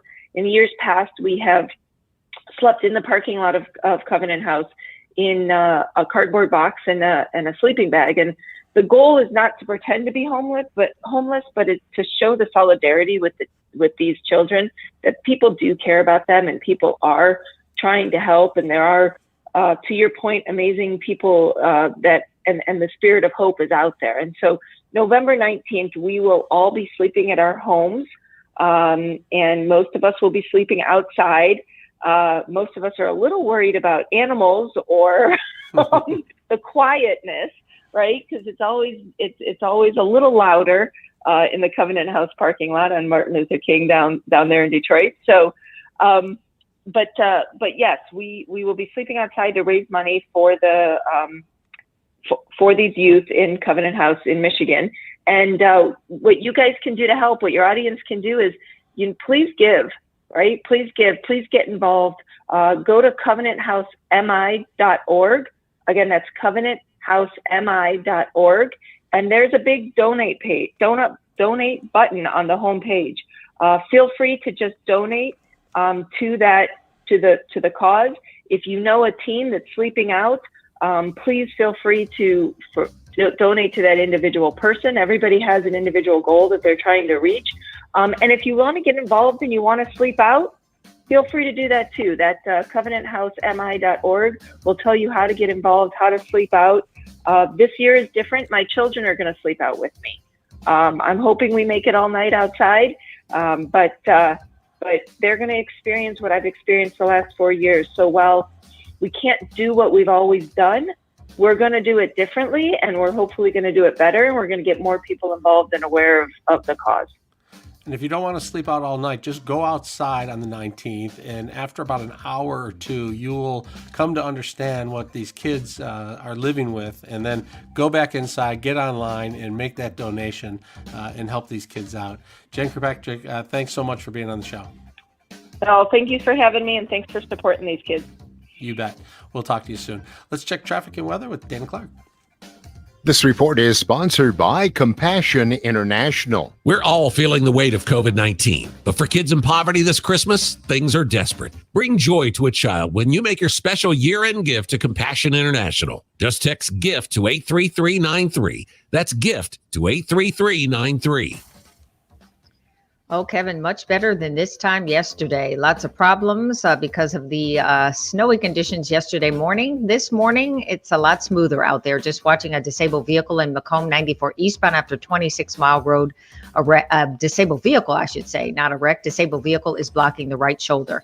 Now, WJR Weather First from the Weather Channel, sponsored by the Michigan Building and Construction Trades Council. The construction trade unions of the Michigan Building and Construction Trades Council and their employer partners at Musk Construction Careers are looking for qualified, motivated applicants for apprenticeship opportunities in the construction field. Earn while you learn and graduate debt-free. To learn more, visit muskcareers.org. Management and unions serving together. Chilly start, clear skies, 25 degrees, a high of 44 today, mixture of sun and clouds, a few degrees below average. Average high this time of year is 48. Tonight, partly cloudy skies, low 38. Starts to improve for Thursday and Friday. Probably the last time we'll see a 6 in front of the forecast. Clouds and sunshine on Thursday, a high of 60. Partly cloudy on Friday. Expected high 63. Once again, chilly start, 25 degrees. I'm Dana Clark, WJR News with Dick Hafner in about 2 minutes. George Kleppert here of Family Heating, Cooling, and Electrical, reminding furnace and air conditioning and electrical needs. We also install and service whole house natural gas generators, water heaters, and we do. Kevin, did you happen to see this story? I got this from Drudge Report. Dog owners face a 78% higher risk of catching COVID-19. I don't buy it. I saw it. I saw it. I clicked on it. And home grocery deliveries double the risk, a study. Yeah, I don't. No? I looked at my dog when I read that, and I said, I don't think this dog is going to catch COVID and bringing it home. They said you have to social distance your dogs. That sounded like clickbait to me. I guess. Well, other than, I don't know if you read through it any further than I did, but other than your dog catching COVID and bringing it home, is there some other reason? Are people with dogs more likely to not mask up or to not socially distance? It says that even though the animals actually catching the spread of the virus is still not well understood, although they're having confirmed cases in cats and dogs, and the disease ultimately came from bats. Animals do not appear to get sick, however. The scientists who carried out the study claimed dog owners should be extra careful about hygiene during and after taking their pet outdoors. Wow. So, I don't know, that kind of tends to kind of go against everything that we've heard about being outdoors. It seems to be safer, you know? Yeah, I guess like when people are out walking their dogs and someone else is walking the dogs kind of go get close together, and while the people walking chat from a distance, 6 feet anyway, and supposedly those dogs, as they're not social distancing, are grabbing, are spreading COVID. Right. I don't buy it. I'm going to stay skeptical on that one. And the home grocery deliveries, so you're saying that the COVID is living on those paper bags, the plastic bags that they're dropping off? I think that was kind of debunked too after a while. Well, how's that different than going to the store to get your groceries? Yeah. The delivery drivers are more COVID infected than the workers, maybe. I mean, do they not? Maybe they don't test the delivery drivers on those services. 28 days after the first dose, according to the companies. Then I saw this other story about the Masters having the lowest TV ratings since 1957. Because the Lions were on. Yeah, because the NFL. I think it was two. I think it was two reasons. I think it was because Tiger Woods wasn't in contention, and also because it was going up against the NFL. And there was a 4-stroke lead. And the second guy, still can't remember his name, who was chasing him, but it was a no name. It wasn't like Mickelson was chasing him, or right. Are fighting back The Restaurant Association. It was pretty. Did you watch? It was pretty dull. Those guys are pretty low key. There was not a lot of fist pumping and. Dustin Johnson is kind of low key. He's just kind of like, hey, he's kind of hanging loose. Right. Yeah, I watched a little bit of it while I was here doing the Lions game. So none of it wasn't close. It wasn't anything that he had it pretty much wrapped up. Right. So yeah, I can understand why it might have gotten a low rating. Plus, it was at a different time. It's never been it's not in November. It's in April. Right. Reversed course and voted to certify the election results in the county. 2 Republican members of the board voted against certifying the results at first. That put the board in a 2-2 tie, and then that touched off charges of racism by them and corruption aimed at those 2 Republicans who were people were watching the online meeting and were allowed to chime in with their thoughts. The board then voted to ask for an audit of the precincts, and the 2 Republicans changed their votes. Then I saw also the story of the world's last known white giraffe gets a GPS tracking device. I saw that in Kenya, right? Yeah. Yeah. The only known white giraffe in the world has been fitted for a GPS tracking device to help protect it from poachers. It seems like it needs at least one more. Now the World Market Update. Hilarious. Sponsored by Mother Waddles. Donate your card to I love some of these stories. Help the poorest of the poor. Call 313 Waddles. Asian markets are mixed. London is flat. The Dow futures are up 133. For WJR News, I'm Dick. Your next guest is on the line, by the way. Okay. And remember, at Beaumont 7-Eleven. We're committed to keeping Michigan moving forward. We teamed up with Oakland University to ensure students started the semester with confidence. Built back-to-work plans with 24/7 support to help keep Big 3 employees on the job. And help Lear Corporation with COVID-19 testing to bring workers back safely. Beaumont Employer Services. and then apparently Al Franken is mounting a comeback. Oh, really? Yeah. Employerservices.org. Apparently, over the last several months, he's kind of made a little bit of a comeback here. So I had to call my friends at Restore Wellness Center to get in right away and get it treated. They took care of me. What I love about Restore is that besides helping relieve the pain, they really work within your schedule. They got me in immediately. All right, we're coming back here pretty soon. They help relieve my neck pain by using the nation's top laser system. To extensive training across the country. They're the only manufactured, trained, and certified laser specialists in Michigan. And Restore Wellness Center, that's where they relieve the pain from chronic conditions like arthritis, tendonitis, muscle strain, and a whole lot more. So don't just sit by and deal with the pain. Get rid of it. Call the largest, most experienced laser treatment center in Michigan today. Receive your first treatment absolutely free. Locations in Bloomfield, Brighton, and Shelby Township. Call them, 800-935-5959. RestoreWellnessCenter.com is the website. Restore Wellness Center. What is it that you need restored? 800-935-5959. Stay on the right track to 9 Mile and Mac. During the holiday season, the Royal Bryan Ford family would like to give thanks to its long-standing loyal customers and their hardworking dealership team. Royal Bryan now makes it easy to review all their holiday deals online and fast-track your next Ford purchase by visiting RoyalBryan.com. Royal Bryan Ford, where friends have been sending friends for over 74 years. Royal Bryan has the best deal around.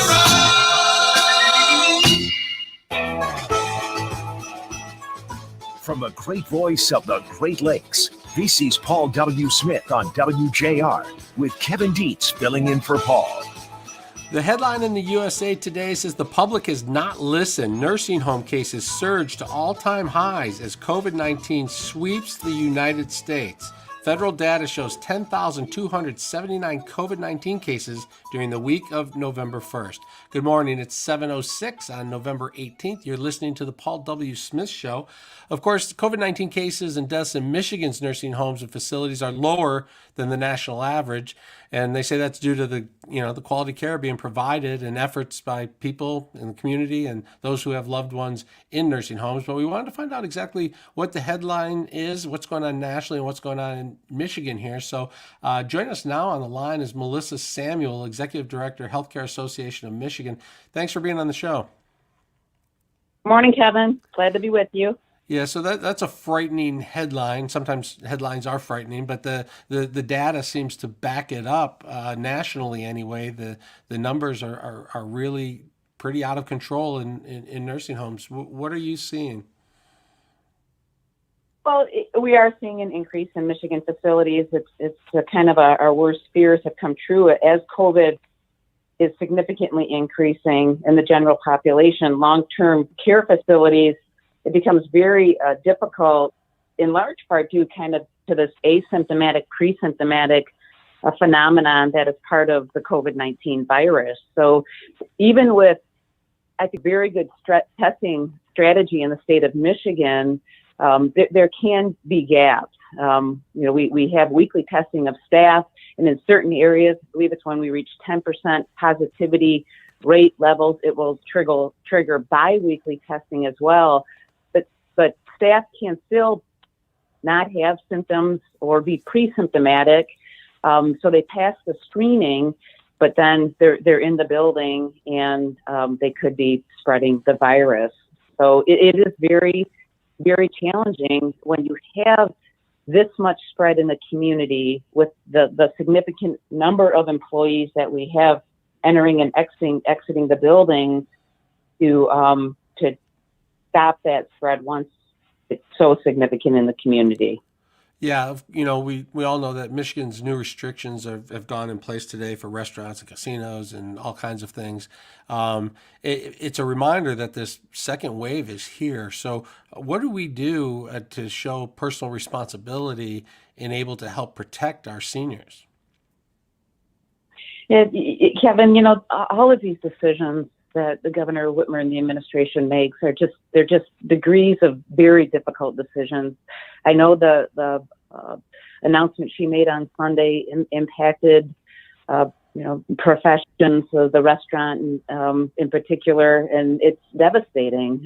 But from the healthcare perspective, from our hospital systems and from the long-term care settings, any measures we can put in place, even for this short period of time. And I think it is encouraging that it was more of a lasered approach to trying to control this community spread is positive. Any steps that we can take to do that is going to help bring relief to what's happening within the hospital systems, and then, as it impacts nursing facilities as well. So we were encouraged by that announcement. It certainly is our hope and prayers that over the next few weeks that it does have an impact in controlling what is happening in the community. And of course, during this 3-week period, Thanksgiving falls, and there's nothing you want to do less than leave someone who's older that you love alone. But what are you recommending? How do we get through the holiday season safely with our seniors? Incredibly challenging. I think for the most part, given where we are with community spread and the impact on some facilities, probably in almost all parts of the state, if not the entire state, we've probably had to stop indoor visitation. So it's incredibly difficult. Anything that families and the facilities can do, and we've kind of been doing this throughout the process of the virtual connections, is I think going to be where we're at to get us through the holiday season, at least Thanksgiving. I think we're 37 days away from Christmas. So we'll have to see where we're at that point. If we can have some relief in certain areas of the state to allow indoor visitation. But I think for Thanksgiving, that's where we're going to be. So it's just going to be the facilities working with family members to connect virtually over that, very special holiday for many people. Well, they certainly are the most vulnerable, and so we have to do the most to try and protect them. It's not going to be easy emotionally, but we're glad that you guys are encouraging everyone to do their part and to follow the protocols. Melissa Samuel, thanks for being on the show this morning. Thanks, Kevin. All right. Be safe and have a happy Thanksgiving. It is 7:11. Time to check WJR's Business Beat. Here's Jeff Sloan, founder and CEO of Startup Nation, to spotlight. Good morning, Kevin. We are all. That's all right. Come on, Jeff. Come on in. Good morning, Kevin. We are all pulling for our favorite local stores to survive this horrible crisis we're in. And you know what? there is something you can do to help them out. Ever wondered if that recommendation you made on social media really helps a business out? Well, now there's proof that indeed it does. In fact, new research proves that those online shout-outs on social media sites like Facebook and Instagram, for example, result in sales. And of course, that means much needed additional cash flowing into those cash-starved businesses. In fact, new data from American Express shows that on average, social media endorsements of small businesses generate about 23% of their revenues, or approximately $197 billion a year across the small business horizon. Beyond data, anecdotally, as much as 78% of small business owners report that positive shout-outs on social media are a significant driver of business for them. You see, the impact of micro-influencing, being an ambassador for a business you love, has grown in importance and impact because consumers are growing weary of big production paid commercials. It's now proven that influencer marketing, especially in a local community where neighbors trust their neighbors much more than they do an ad, have become more powerful in driving sales, especially in our current climate when authenticity means much more than sizzle and flash. The cool thing, because we care about our local communities, we care about our local businesses. 88% of shoppers want to be intentional about supporting local stores during the COVID-19 pandemic, with 42% of us reporting that we've supported a small business on social media by making a simple recommendation. So listen, let's keep doing it. Let's do whatever we can to help our local business owners get through this crisis. One simple way to do it, take a moment to be proactive about creating a shout out for a local business you love on a social media platform. And you know what? Just because you do, you just might see them start to thrive again on Main Street sometime next year. Now that is what I call a worthy payoff in exchange for a simple act of neighborly kindness. I'm Jeff Sloan, founder and CEO of StartupNation.com, and that's today's Business Beat on the great voice of the Great Lakes, WJR. This report is sponsored by Compassion International. We're all feeling the weight of COVID-19, but for kids in poverty this Christmas, things are desperate. Bring joy to a child when you make your special year-end gift to Compassion International. Just text GIFT to 83393. That's GIFT to 83393.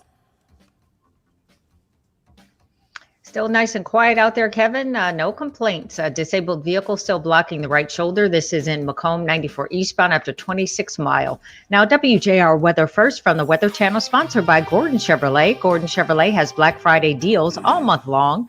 Cyber Cash, a lease pull-ahead program with up to $1,500 in loyalty bonus cash and leases starting under $200 a month.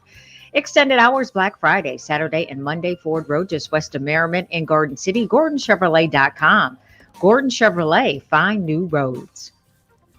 In a mix of cloud, clear sky this morning. Gusty northwest breeze adding a little chill to the air this afternoon. Not going much higher than the upper 30s with that northwest breeze continuing. Tonight, some clouds early. Then the sky will be cleared later, 25. Suburbs colder. Wednesday, sunny, low 40s, but 60-degree weather could return as soon as Thursday. From a Weather Channel, meteorologist Ray Stagik on News Talk 760 WJR. Hey, Michigan, online sports betting is almost here. Sportsbook. You'll get $100 in free bets once they go Okay, both live. your guests are ready for the next segment. Okay, great. Verify your account and you're all set. $100 in free bets just for signing up early. No deposit required. No strings attached. You see for yourself why FanDuel Sportsbook is America's #1 sports betting app. Easy to use, tons of betting markets, safe and secure, fast payouts. Just sign up at FanDuel.com/100free to claim your $100 in free bets. That's $100 in free bets when you visit FanDuel.com/100free. Must be 21 and over and present in Michigan. Bonus issued a non-withdrawable site credit that expires 7 days after FanDuel goes live in Michigan. $100 is distributed as $50. Wi-Fi's running slow this morning here at the radio. Notification required. Offer ends on go live day. Gambling problems? Call 1-800-270-7117 for confidential help. Paul's joined us. Clint's joined us. Andrew's joined us. Andrew's been here. Your door now, direct from the Straits of Mackinac. Mr. Blaine County canvassers changed the vote. Yep. Andrew, we caught that this morning. We got an early email on the canvassers. Original Burdick Fudge. Place your order now for sweet babies. Order now online. I did not know there were docs. Interesting. OriginalBurdickFudge.com.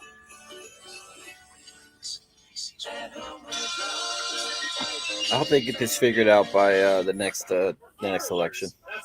holiday sale. Speaking of which, SimpliSafe Home Security is having a huge holiday sale. Right now, you can get 35% off the new system and a free camera at SimpliSafe.com/holiday. That's 35% off the system U.S. News named the best of 2020. SimpliSafe protects your whole home 24/7 with monitoring by professionals. The sale ends soon, so go to SimpliSafe.com/holiday for 35% off and a free camera today.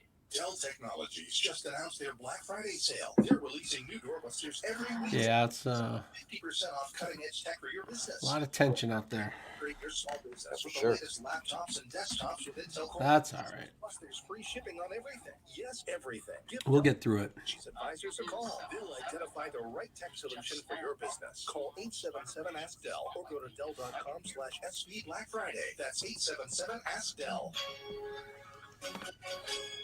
At Beaumont, we're always ready for change. So when our community needs us, we create change to serve them even better. One person on the front line of that change is Dr. Chris Wilson.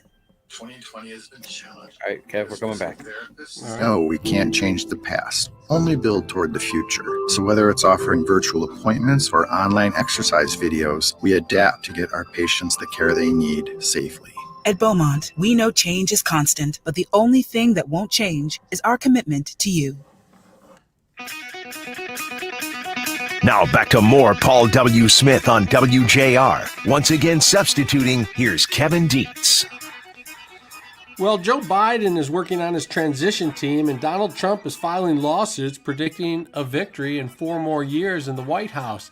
It causes a little bit of a problem, and here to talk us through it is John Truscott and Ron Fournier of Truscott Rossman PR. Gentlemen, thanks for being on the show. Good morning, Kevin. Good morning, Kevin. So, I've followed some local transitions that weren't too smooth.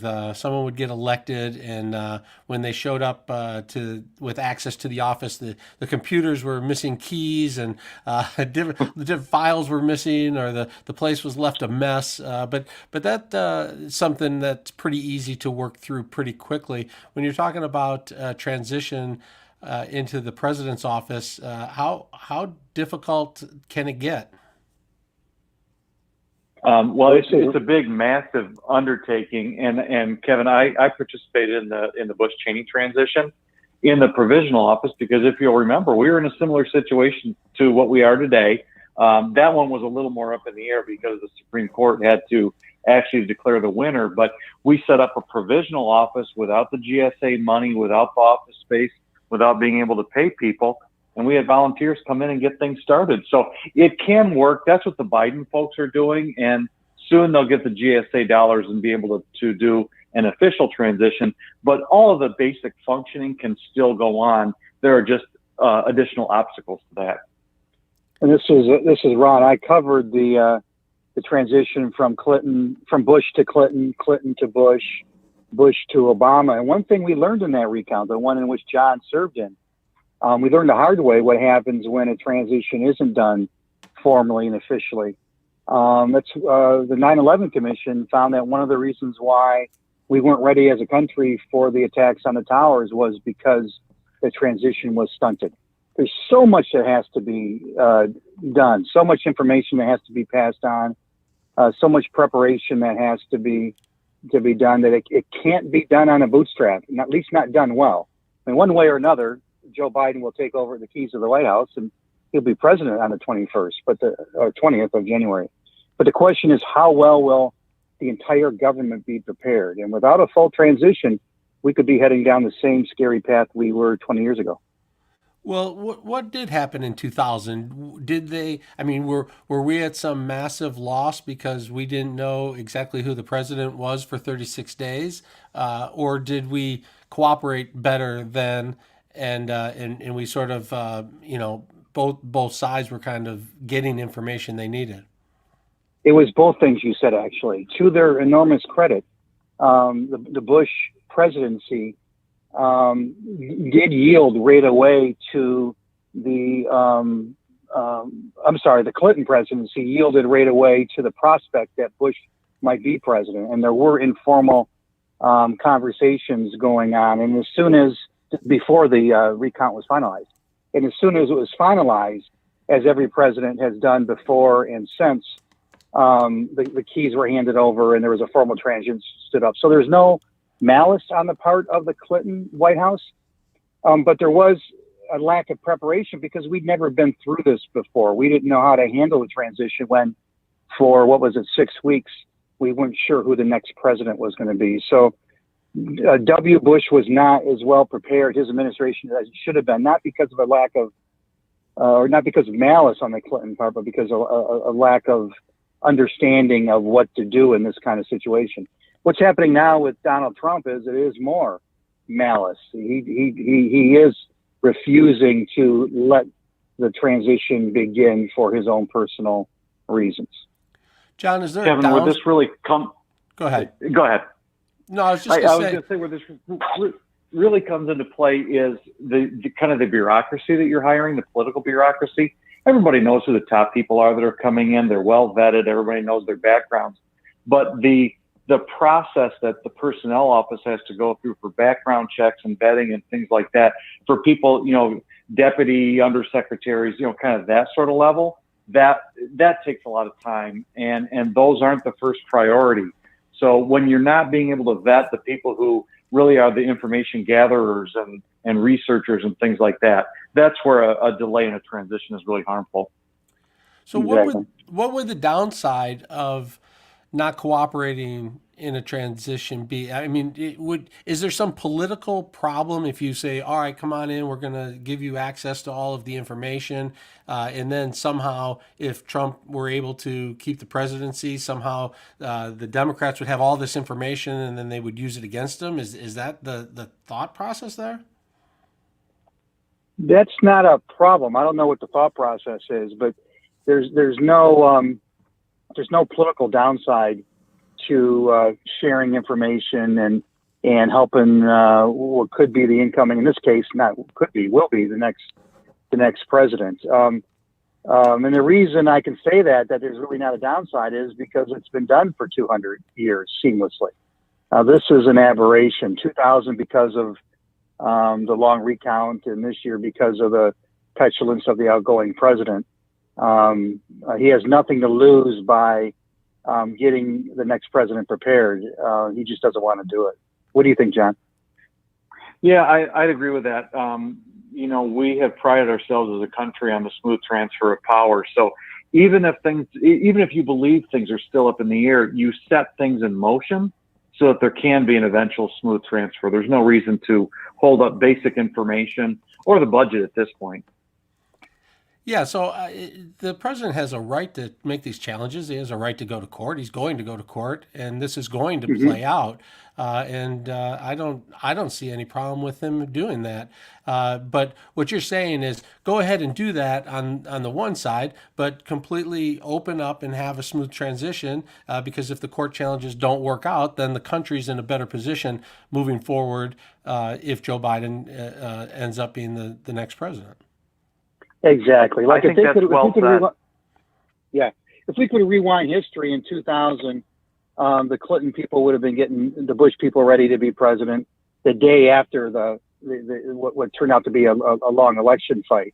Everyone was focused on the recount, though, not on what happens if Bush is the president, and that should be happening now. Well put, Kevin.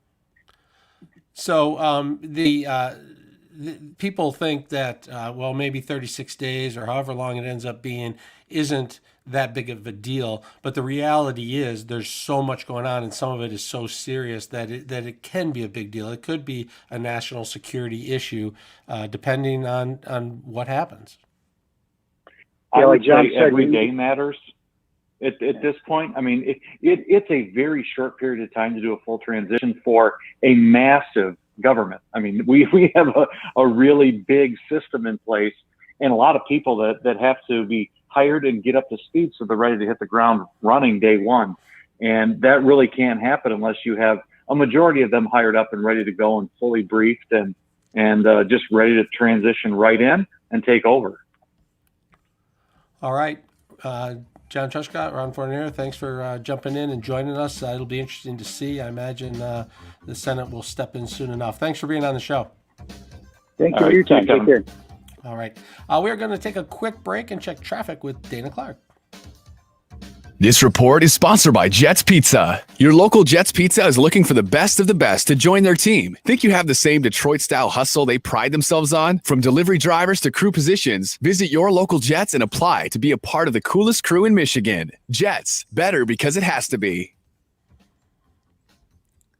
Still nice and quiet out there, Kevin. Disabled vehicle in Macomb 94 eastbound after 26 mile. It is blocking the right shoulder, but no other major delays and no accidents. Now, WJR Weather First from the Weather Channel, sponsored by McLaren Health Plan. McLaren Health Plan is helping families stay healthy with coverage for virtual doctor visits, flu shots, and access to over 140 hospitals in Michigan. McLaren Health Plan, the right plan for right now. Learn more at mclarenhealthplan.org.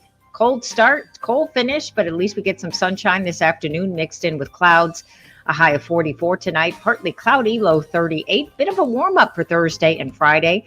Clouds and sun on Thursday, a high of 60. Partly cloudy on Friday, hitting 63. Clear skies, 25 degrees. I'm Dana Clark, WJR News with Dick Hafner in about 3 minutes.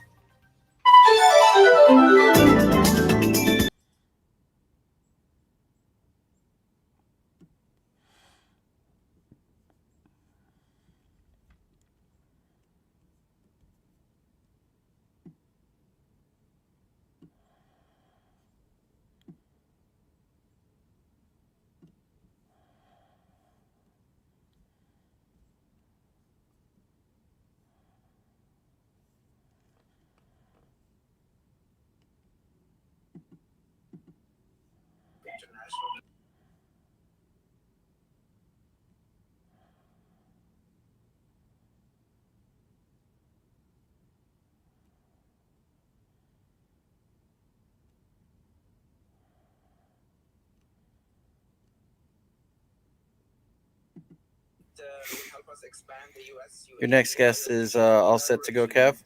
Okay. But I do this read first, right? What was that? Or wait, let's do 7:44. We're gonna do the read. Okay. All set with that? Yeah, just remind me. I don't really know how to do these reads. I don't usually do them, so just let me know when to specifically. So, did you see the story? It's a little older that there were a couple of new toys that were added to the 2020 Toy Hall of Fame. No, I didn't see that. So there were 12 contenders, and then they inducted 3 into the Hall of Fame from the 12. So the let's see if I could see who the 12 contenders were. So they take some out of the Hall of Fame? Is that what you're saying? No, they added 3 out of they had 12 contenders, and then out of the 12 they put in 3. So I'm trying to see here if who the 12 contenders were, because it says here in the give them the top 3. so the top 3 that got in were Sidewalk Chalk, Jenga, and Baby Nancy. I don't know Baby Nancy. Baby Nancy is a doll from like the 1960s that got in, and Sidewalk Chalk and Jenga, and they were going up against some other big names like Bingo. They beat out Bingo. They beat out the Tamagotchi doll, and they beat out like My Little Pony. Bingo's not in the Hall of Fame? No, Bingo is not in the toy. It's not in the Toy Hall of Fame. So, what about that talking bear, Teddy? Teddy Ruxpin? Yeah. No, I don't know. Maybe he might have been in it earlier. But I thought that was quite interesting that these toys made it into the National Toy Hall of Fame. Right. Sidewalk Chalk. Great. Hey, how does Melanie say her last name? Is it Duquesnel? I will get a pronunciation for you. Hang on.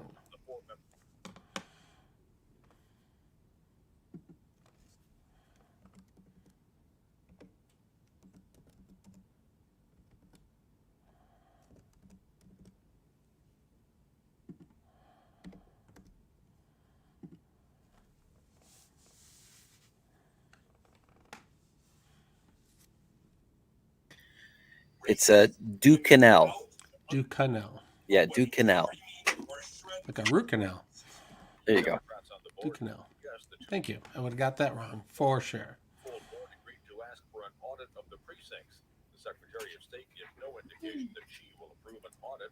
The State Board of Canvassers meets today. A federal judge has sentenced a corrupt former UAW official to 2.5 years in prison. Joe Ashton will be able to start. Kind of wanted to see. In prison.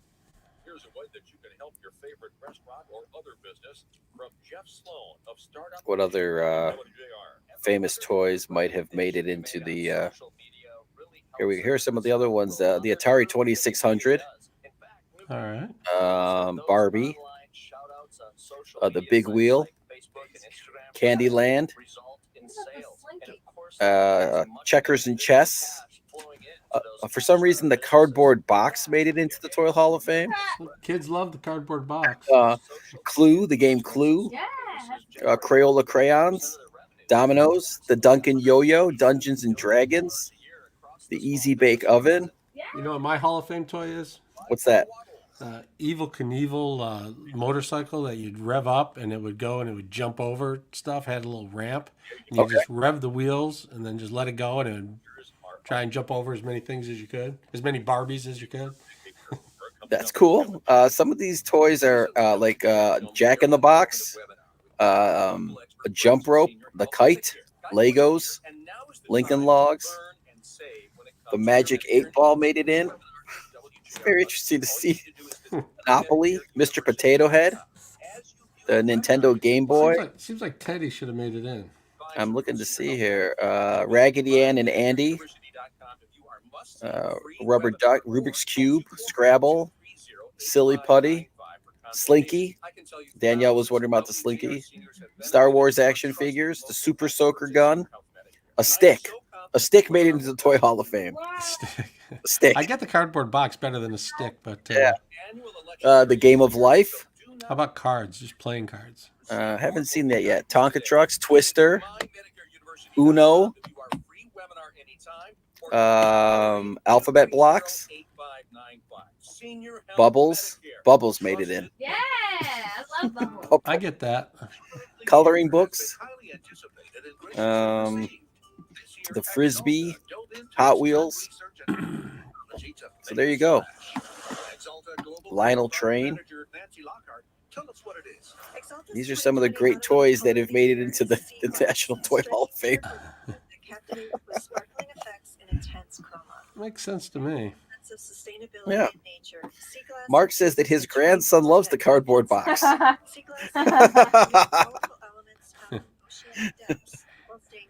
And Andrew. It's a lot cheaper than some of the other gifts.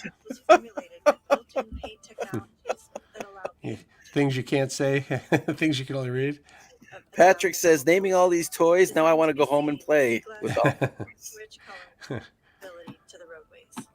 Oh, that's great. So those are your inductees for 2020, Kevin. And now your life is complete. Very nice. Here we come.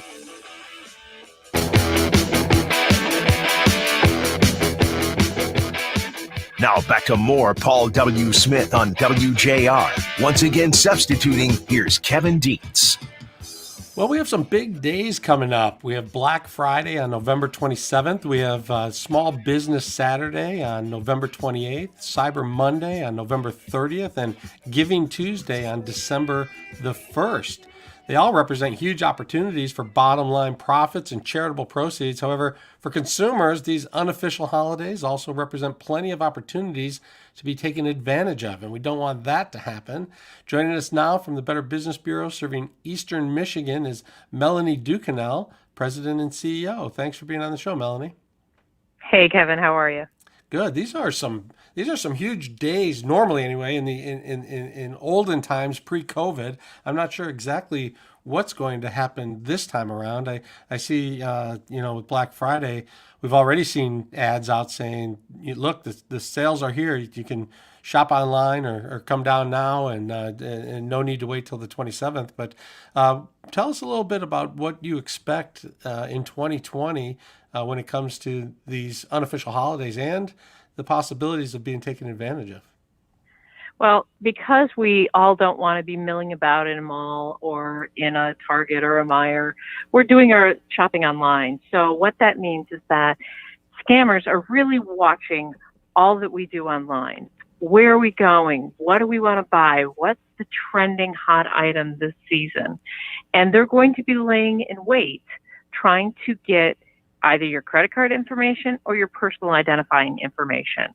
And because it's anticipated that our online buying habits are going to increase 72%, they're just salivating, waiting for this opportunity. 72%, that's a huge jump. How is it that, stores are able to just make these purchases go through? I mean, you think about all of these companies, and they make the sales, and then you end up being the one who has to go back and try and figure out if your credit card was used and how to fix your credit and all of these, and try and challenge purchases.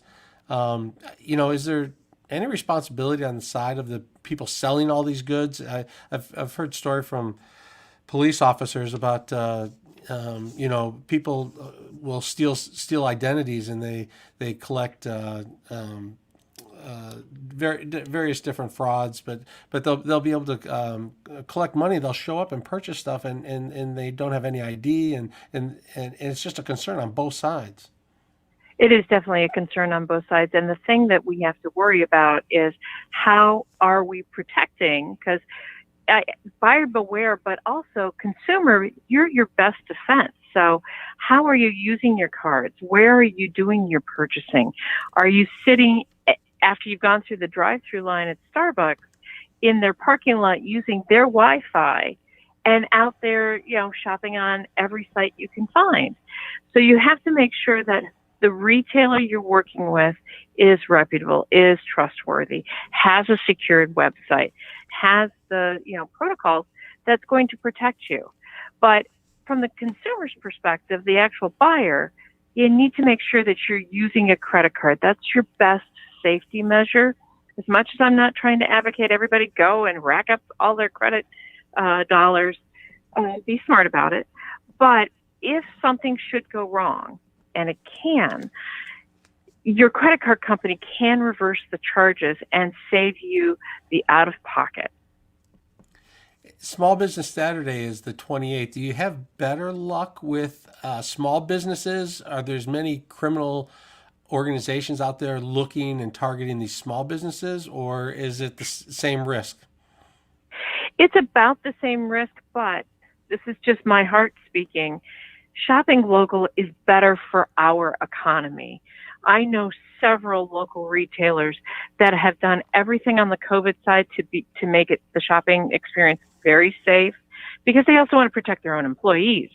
But when you're looking at shopping local, your money stays local. It helps support our communities, and we're actually supporting those that are employed there. So by all means, shopping local face-to-face in this case is a great idea. And because so many of our local retailers are now having, pick up at the curb, it's another opportunity to support your community, but also keep your dollars safe and keep them local. Yeah, Cyber Monday seems a little redundant nowadays or this year. Encouraging people to shop online doesn't really seem necessary, but it is another opportunity for criminals. What about keeping an eye on your deliveries? It seems like the Amazon trucks roll by every day, and stuff is just left on porches all over. I mean, are there things you can do to make sure you're just not getting items stolen right off your step? Right. So there's two different things in that comment. One, porch pirating. If you're going to be getting a lot of stuff online delivered to your house, make sure if you're working from home, it's great. They're going to push your doorbell and you're going to be able to retrieve it very quickly. But for whatever reason you're working off-site, if you can have packages delivered to your workplace, great, or have it delivered maybe to your mom who's always home. If you have a designated location of where it's going, that there's going to be a live human there that's going to be able to retrieve it off that porch, great. The other issue, though, is tracking scams. So you get the UPS tracking number when you've gotten your order on its way there. Amazon uses it, Target uses it, Walmart uses it. But you need to make sure that that tracking notice is for real. And the best way to do that is to go to ups.com or usps.com and actually drive the bus yourself. So, and then you can put the tracking number in and make sure that it's what you actually ordered. All right. And it breaks my heart that criminals are out there looking for people on Giving Tuesday who are giving to charities, and they want to take their credit card numbers and personal information and rip them off. Very sad. Not very holiday spirit-ish. But Melanie Ducadel, Better Business Bureau serving Eastern Michigan, thank you so much for being on the Paul W. Smith Show. Anytime. Thanks, Kevin. All right. A lot of great lessons right there. We'll be back after we take a quick break and check traffic with Dana Clark. This report is sponsored by Compassion International. We're all feeling the weight of COVID-19, but for kids in poverty this Christmas, things are desperate. Bring joy to a child when you make your special year-end gift to Compassion International. Just text GIFT to 83393. That's GIFT to 83393.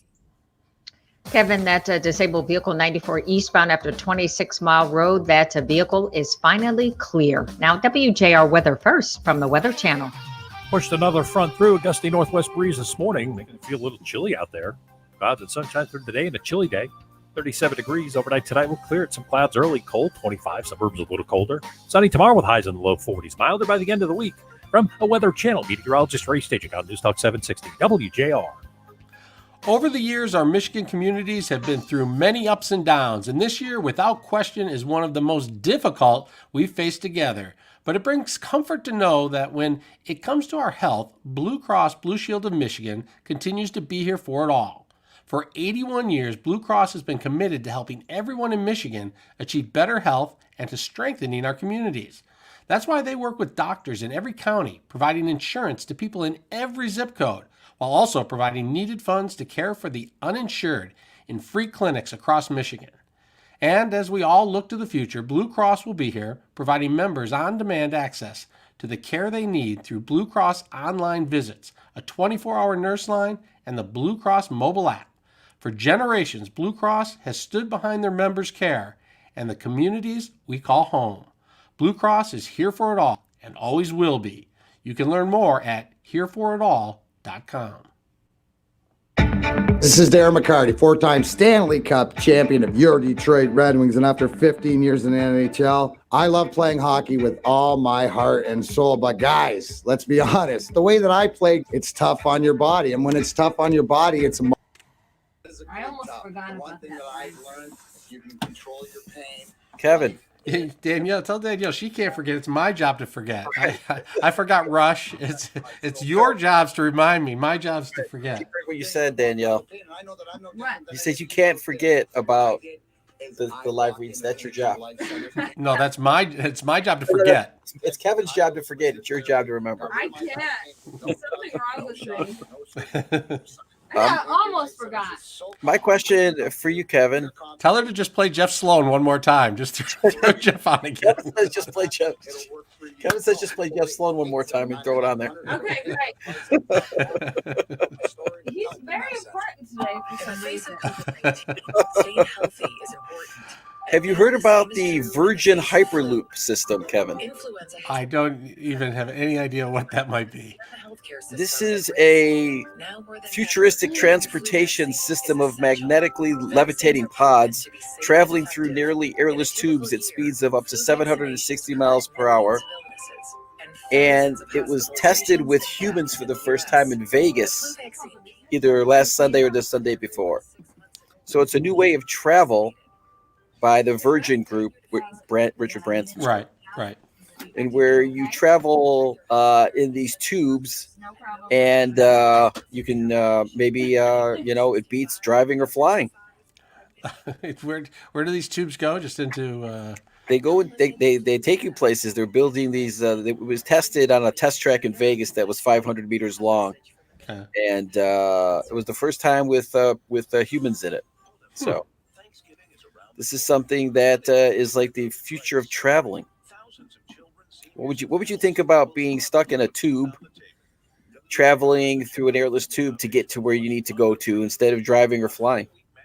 How about we just get right to the what's that movie with the wizard, the Harry Potter? How about we just do that? There's a magic wall or something, Oh, or you just vanish, or right. Star Trek. Star Trek does that. Right. You're talking about beaming places. Yeah, let's just beam places. I'm ready for. Let's just move right to that. I don't know if we're ready for that yet. Did you see the video of the flying car in Japan? Like the Jetsons. Yes, I have seen that. That thing's pretty cool. Yeah. I think this thing is pretty cool. Looks pretty comfortable. There's a video of it. You sit in this little pod, and it looks very comfortable. And it's you're traveling at about the same speed as a commercial flight anyway, but it turned out to be cheaper. I'm gonna have to. I'm really gonna have to look at this because I'm having a hard time conceptualizing.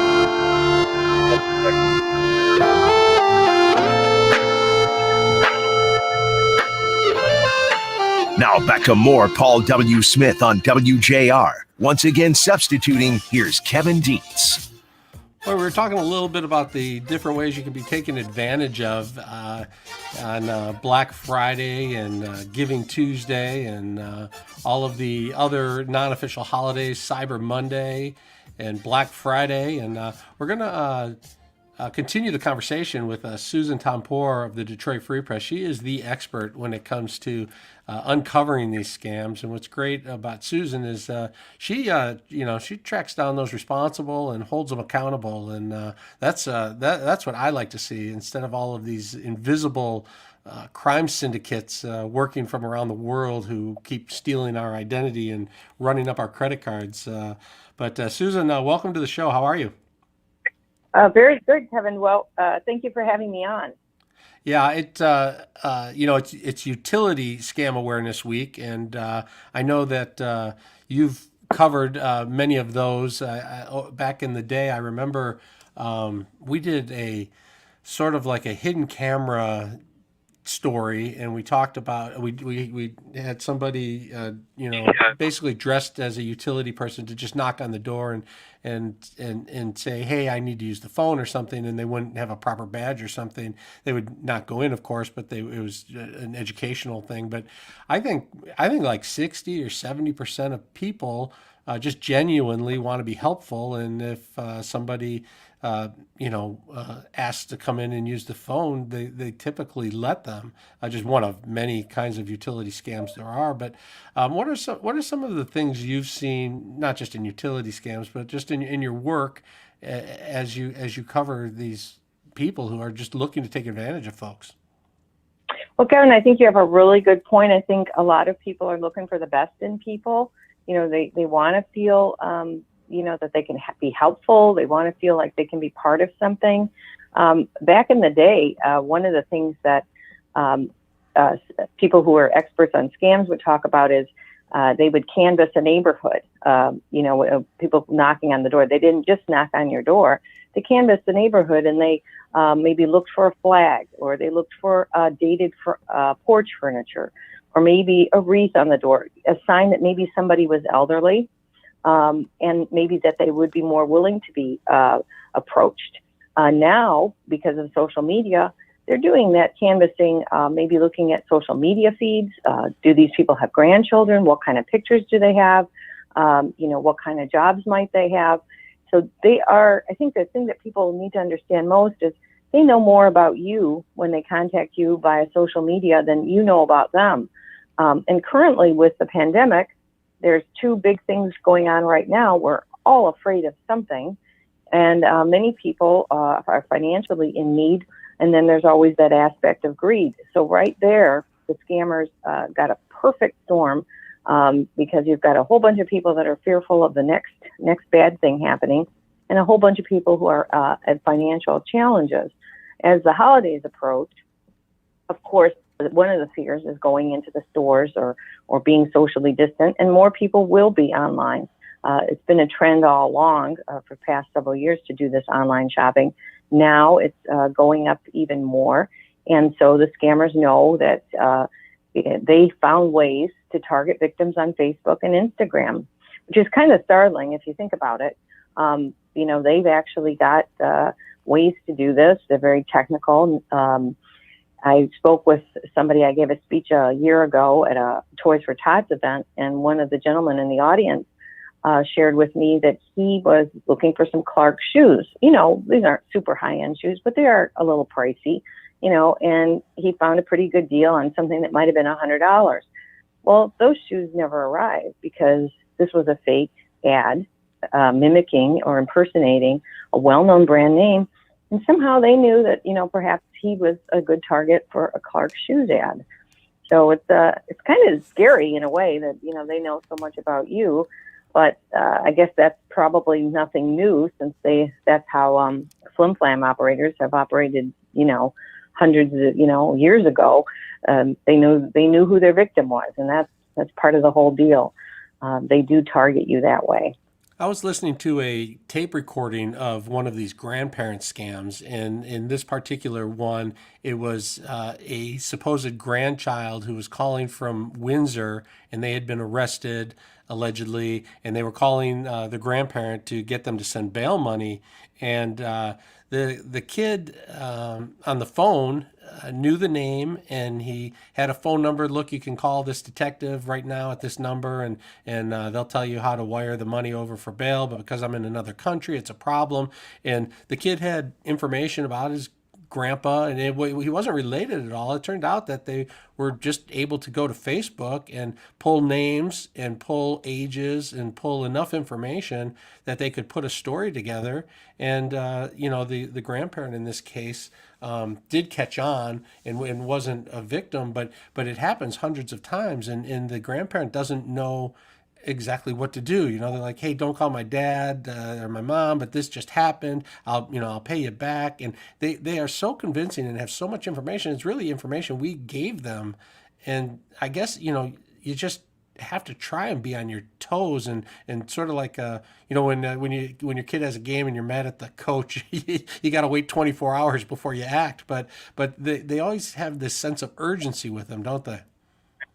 They definitely have that sense of urgency. One of the columns I wrote earlier this year highlighted that they will keep you on the phone, which sounds, kind of a little odd, but that's one way to build up that fear, to keep up that sense of urgency. They don't want you hanging up. So they may, when they request that you buy gift cards, they may keep you on the phone as you go to the store to buy the gift cards, because of course, you do have a cell phone and you're able to do that. But they don't want you hanging up. And that's exactly the first thing that you should be doing, is just hanging up. Think about it this way. If somebody really needed your help, they'd call you again, or they'd figure out another way to reach you. Or, you can double check by calling that parent. And they say, no, he's sitting right here playing a video game. He's not in any danger. Certainly if a parent knew that their child was in danger, they might even share that with a grandparent, because of course when somebody's lost, we do reach out to family members, and we do try to get things taken care of, especially in an emergency. So right now, the gift card has always been a clue. We've learned that with the IRS scams, where they try to impersonate the IRS and demand payment. They'll ask for it on a gift card, but they also might ask for you to do something with Cash App or some of these Venmo accounts. It's important, the column I have online today notes that these are peer-to-peer transaction platforms. Cash App, Venmo, peer-to-peer. What does that mean? That means family member to family member, friend to friend, not stranger to stranger. You absolutely do not, it's just like wiring money. You absolutely do not want to wire money or give money to your Cash App account from somebody that just calls you out of the blue. This is just not something you want to do. You don't want to pay for an item you find on Facebook that way as well. It's very difficult to get your money back, and you won't. All right, and just like fake news, you want to be careful of fake ads. You want to double check everything before sending your money over. You can find all of Susan Tompor's scam-related stories at thedetroitfreepress.com. Thanks for being on our show. Oh, thanks, Kevin. Have a great Thanksgiving. Yeah, you too. The governor's up next after the break. Right now, let's check traffic with Dana Clark.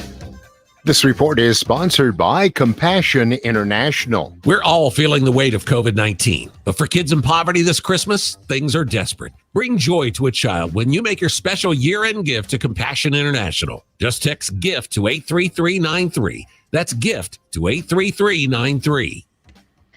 275 southbound after Ecorse Road. Accident is blocking that left shoulder. Now, WJR weather first from the Weather Channel. Chilly start once again today, but no more snow, at least for the next couple of days. Clear skies, 25 degrees, going up to a high of 44 today. Few degrees below average, but we do start to warm up, at least for Thursday and Friday, and that's probably it. Tonight, partly cloudy skies, low 38 degrees. For Thursday, some clouds, some sun, a high of 60. And some clouds and sun once again on Friday, and a high of 63. I'm Dana Clark, WJR News with Dick Hafner in about 3 minutes.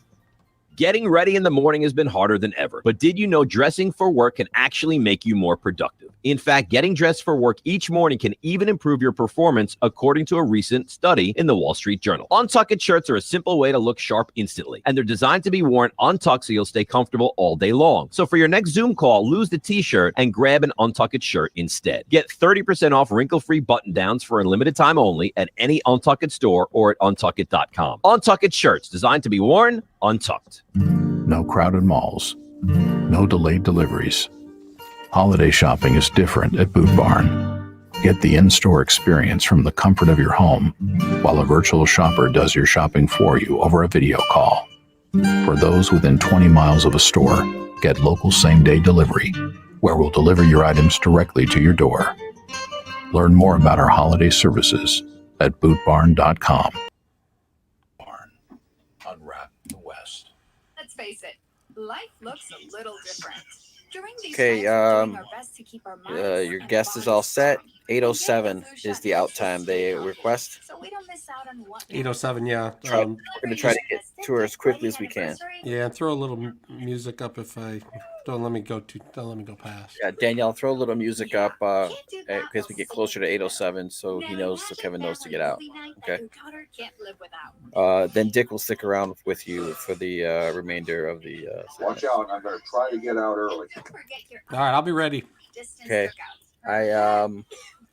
So does Dick want to just throw it to me when he? Oh no, Danielle will play your quick open, and you can just go right into it. Okay. I have to play one commercial. Danielle's got to play one commercial. It's the Workday Payday commercial, and then you go in and start the interview. Okay. Okay. All right. I'm just gonna put this back up here so we're ready to go when Dick finishes. Okay. Let me quickly ask you something. Is it just me? WJR Detroit and WDVD HD2 Detroit. The great voice of the Great Lakes. 760 WJR, where Detroit comes to talk.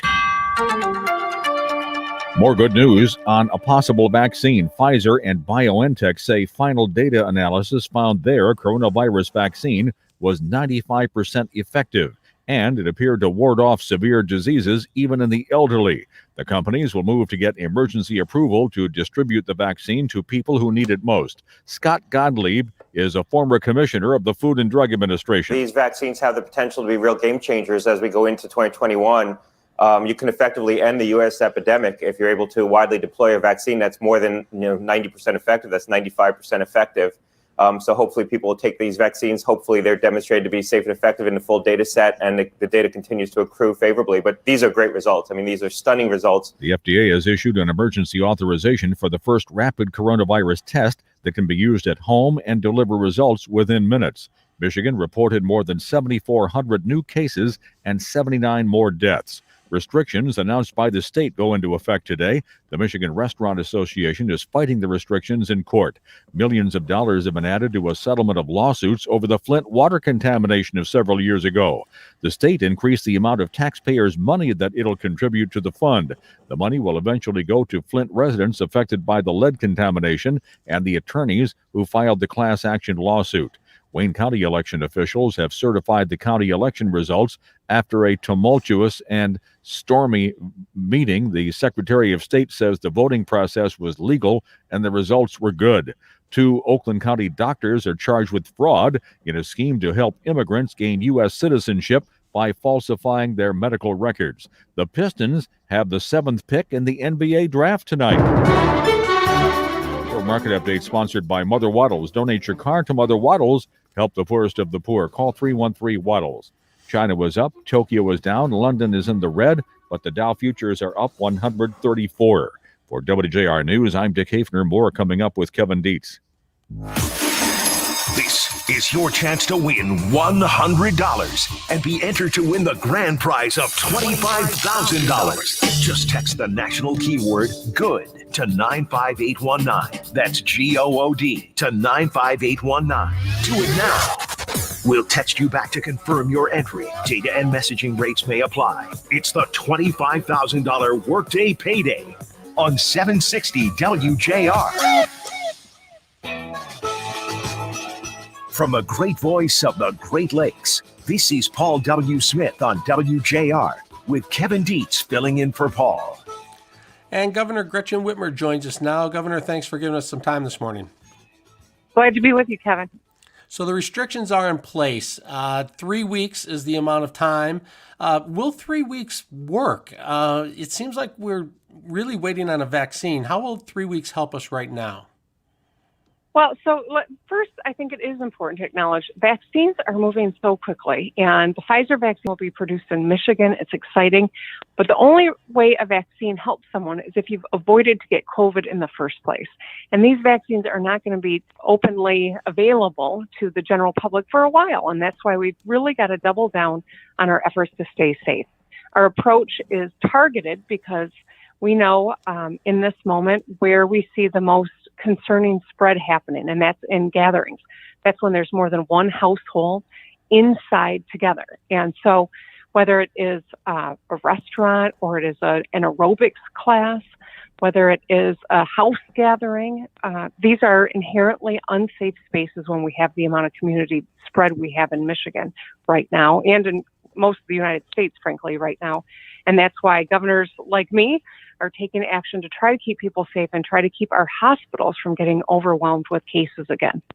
So we're not going to stop COVID. We're going to flatten the curve and try and keep the hospital beds from being full. The Michigan Restaurant Association has filed a lawsuit. They say that this is excessive for the 250,000 employees who are going to be sidelined for the next 3 weeks.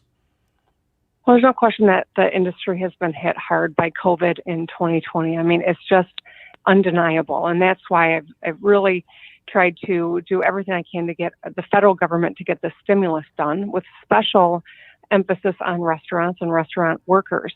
If the Restaurant Association would spend as much time lobbying the federal government to get that done as they are on these other strategies, I think we would have a lot more likelihood of relief, because we want them to be successful. I don't want to close.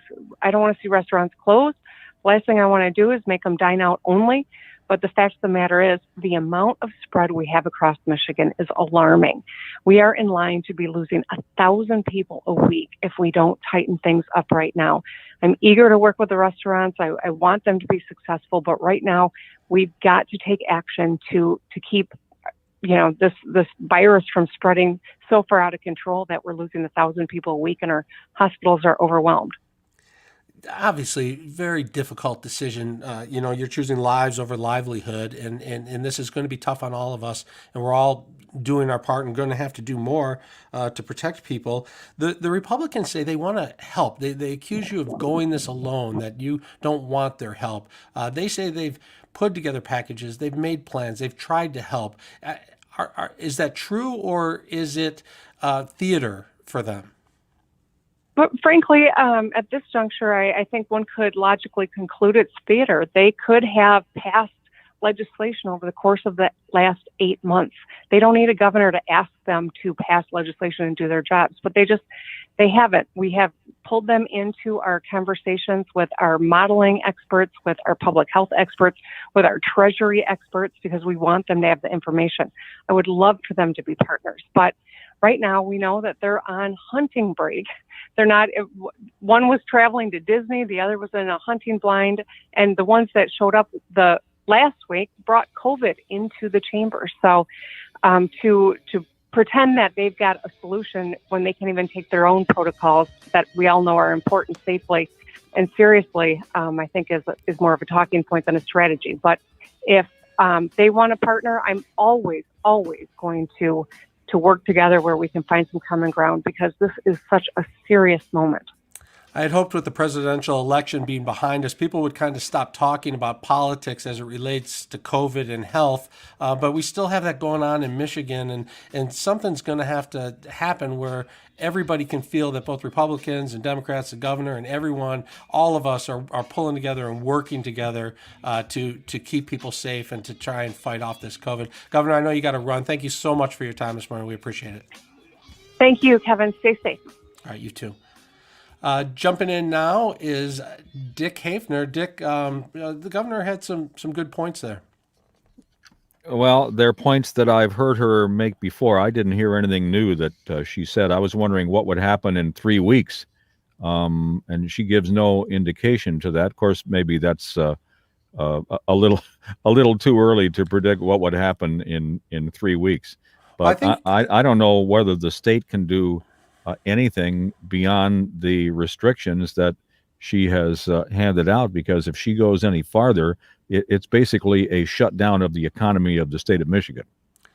Well, I tend to believe her when she says we have to act right now because the hospitals are filling, and that's the top concern. Whether 3 weeks will allow for the amount of room at hospitals, I doubt it. I mean, I think in 3 weeks we're going to say we need another 3 weeks, and then another 3 weeks, and then another 3 weeks, because I just don't see these numbers suddenly turning around and changing. So I think there's going to be these extensions. I understand, though, the need for it if the hospital administrations are telling her that this is going to be full. What's really troubling to me, though, is this whole battle between her and the legislature. It seems like the groups could get together and find out what's best and represent all of the people, because clearly there's a divide in Michigan on whether to shut down or to stay open.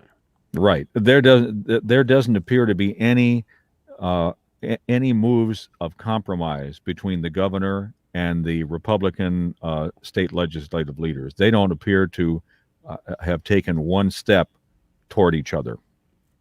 And what I just heard the governor say, there was no indication that she will compromise with them. Yeah, and with the previously, before the presidential election, a lot of people said, "Oh, they're shutting down just to help Biden win." Maybe not. I don't know. But it seems like now that this is on her. Like, she is now shutting down the state again, and she's going to be held accountable for good or for bad, depending on how it plays out. If she saves lives and the economy comes back, that'll be on her when she's up for election again. And if the economy tanks and we can't recover from this, then that will be on her as well. I don't see the Republican legislature taking the heat on this anymore. All eyes are on her now as these decisions are being made. I think you're absolutely right, and it needs to be repeated that in previous polls, surveys, public opinion polls, a pretty good majority of people have supported the governor in her past actions on this, and these latest restrictions are very similar to what she did before. I've seen no public opinion surveys yet, but despite all the hue and cry that you hear, because people who complain or protest get the most result. They're the squeaky wheel. The vast majority, a sizable majority in the past, have voiced their support for what the governor was doing. Well, and you talk about the presidential election, and Joe Biden went heavy on COVID as the main issue, and he got a lot of votes and a lot of support. And I just wonder, maybe we're underestimating a little bit how important many people look at the health crisis versus the economy. I tend to worry about the people working in the economy completely tanking. And I hear numbers. People say, look, not that high of a percentage of people die from COVID. But when I see the number of deaths at near high and I see hospital beds filling up, I'm on board with a slowdown, a step back. But then as soon as we can get the economy going again, let's do that. But I don't know. I mean, how are those numbers so high if people are so upset with the shutdowns? Very good. Well, you seem to be saying that it doesn't do anyone any good to be the richest person in the cemetery. That's pretty good. I do. I am curious to see how this lawsuit will play out, though. The Restaurant Association says that they're in crisis, that they're going to lose up to 40% of restaurants. 250,000 people are going to be out of a job. And I know when we talked to the governor previously, when we had a little more time with her, she was pointing out that, hey, we've got to get some more money for people. We got to get more stimulus out of Washington. We got to find some more money in Lansing to help these people through. It seems her position is save lives now, find some stimulus, find a way to keep people afloat until we can come out of this in the spring. And that's her strategy. But it is frustrating when you have half the state wants the people they elected to have some input, and it really seems like it's kind of a one-person show here. Yeah, I believe, Kevin, that the only judge that has ruled against the governor in any of these lawsuits that have been filed previously was the judge on the West Michigan federal bench. And West Michigan is where the Restaurant Association has filed their federal lawsuit. So we'll see which judge of that bench gets it. I believe all the judges were Republican appointees, so that was an obvious place for the Restaurant Association to go. But will the judges hear and be sympathetic to the economic distress that the restaurants will suffer, or will the judges simply look at the legal authority? Who has the authority to make the decisions? And if they say that the governor and the state Department of Health have the authority, well, then they would probably move to dismiss the lawsuit, regardless of any hardship that would be suffered by the businesses. Meanwhile, the restrictions are in place for 3 weeks, and I think you're spot on. I don't think 3 weeks is going to be the end of it. Dick Hafner, thanks for jumping in. Okay. All right, let's check traffic with Dana Clark. This report is sponsored by Everstream, the business-only fiber network. At Everstream, the business-only fiber network, we believe business deserves better. Everstream's full-service approach to business connectivity delivers the speed and reliability that businesses demand. Everstream, faster fiber, better business.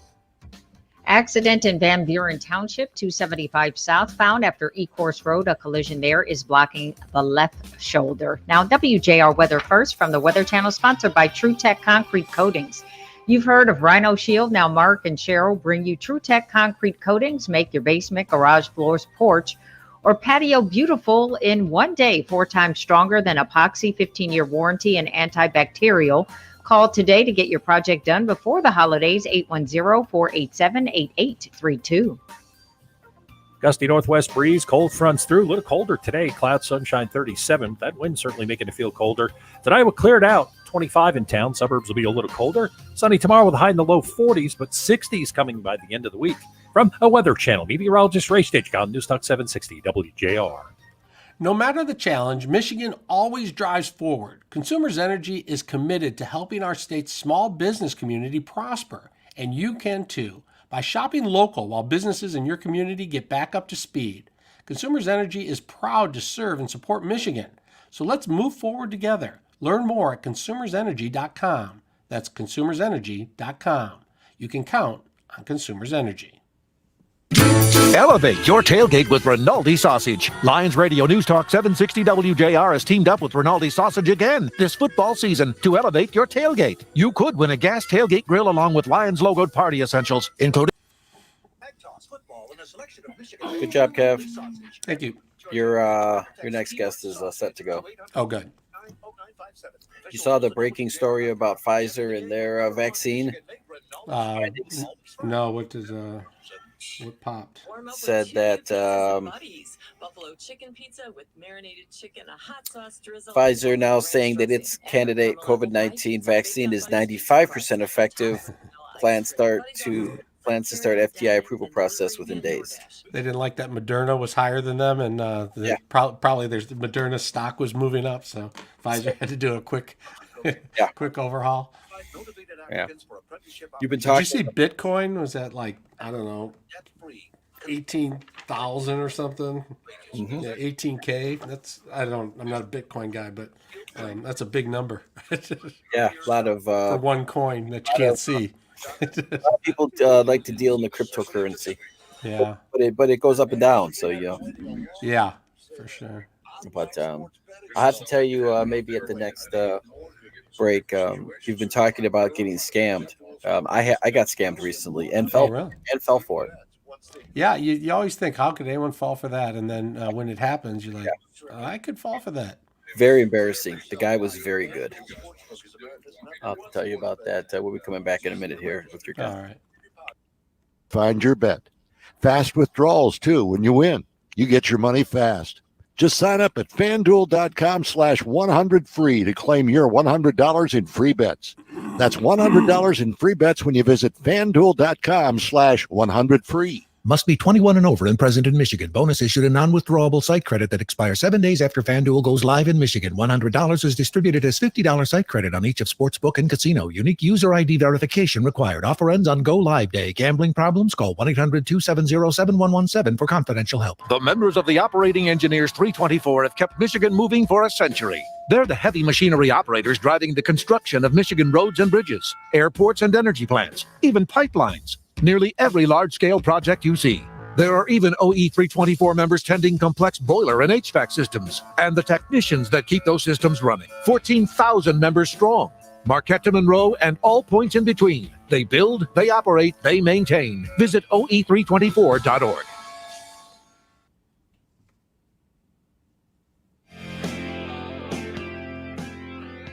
Now back to more Paul W. Smith on WJR. Once again substituting, here's Kevin Dietz.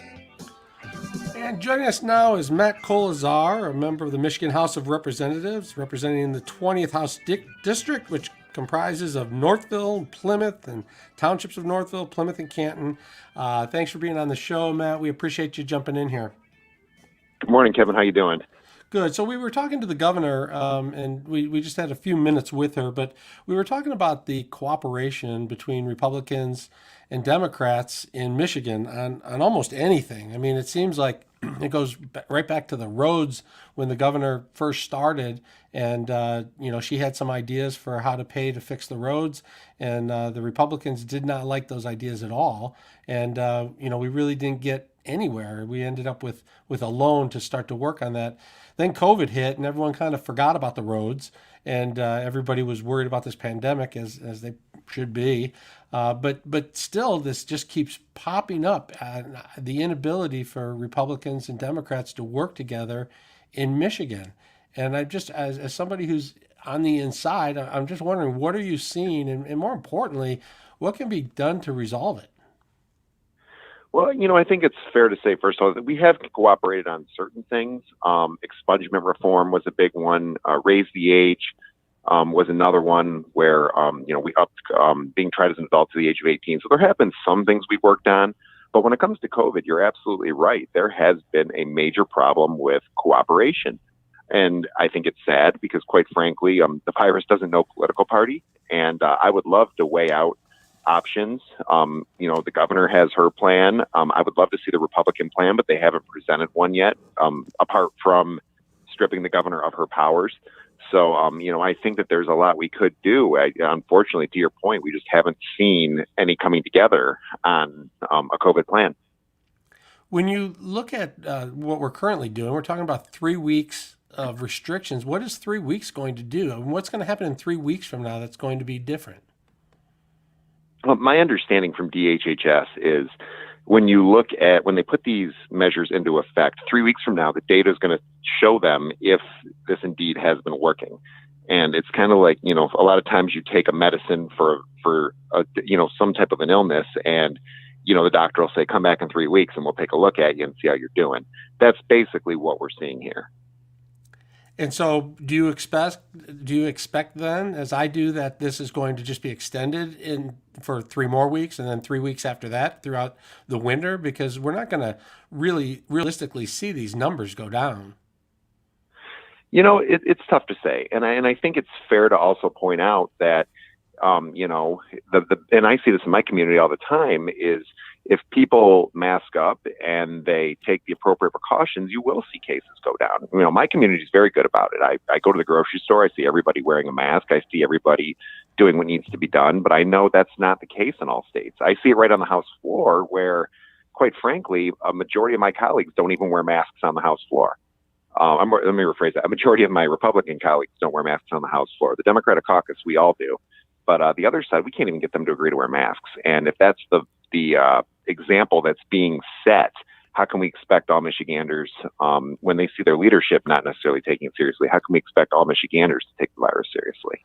You have several small businesses in your district, and you have people who own restaurants, and now they're shut down for another 3 weeks, and they're being told, well, don't worry about it. We're just going to flatten the curve here. We're going to, we'll be back at it. But there's no money coming to them. There's no stimulus, and I don't think there's any real hope with these businesses who are closing down that they're going to be able to open up again in 3 weeks. And if you remember the first time we went through this, they closed down, and then when they opened up again, it was hard to get people to come back to work.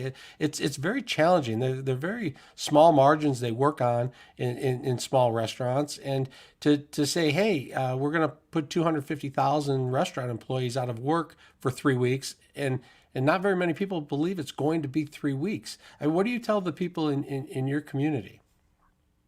That's an interesting question. I actually, when we had the first round of shutdowns, I actually started what I call the Downtown Business Coalition, where I talk directly to my businesses. I represent community, Plymouth, Canton, Northville. I've got so many thriving small businesses that are we're thriving, and now we're in a lot of trouble. And I've been taking a lot of their ideas straight up to Lansing with me, and it's tough. And I think the best thing I tell them is, first of all, we do need some more federal help. That has been an obvious one, from the get-go. I know the governor has echoed that sentiment, many, many, many times.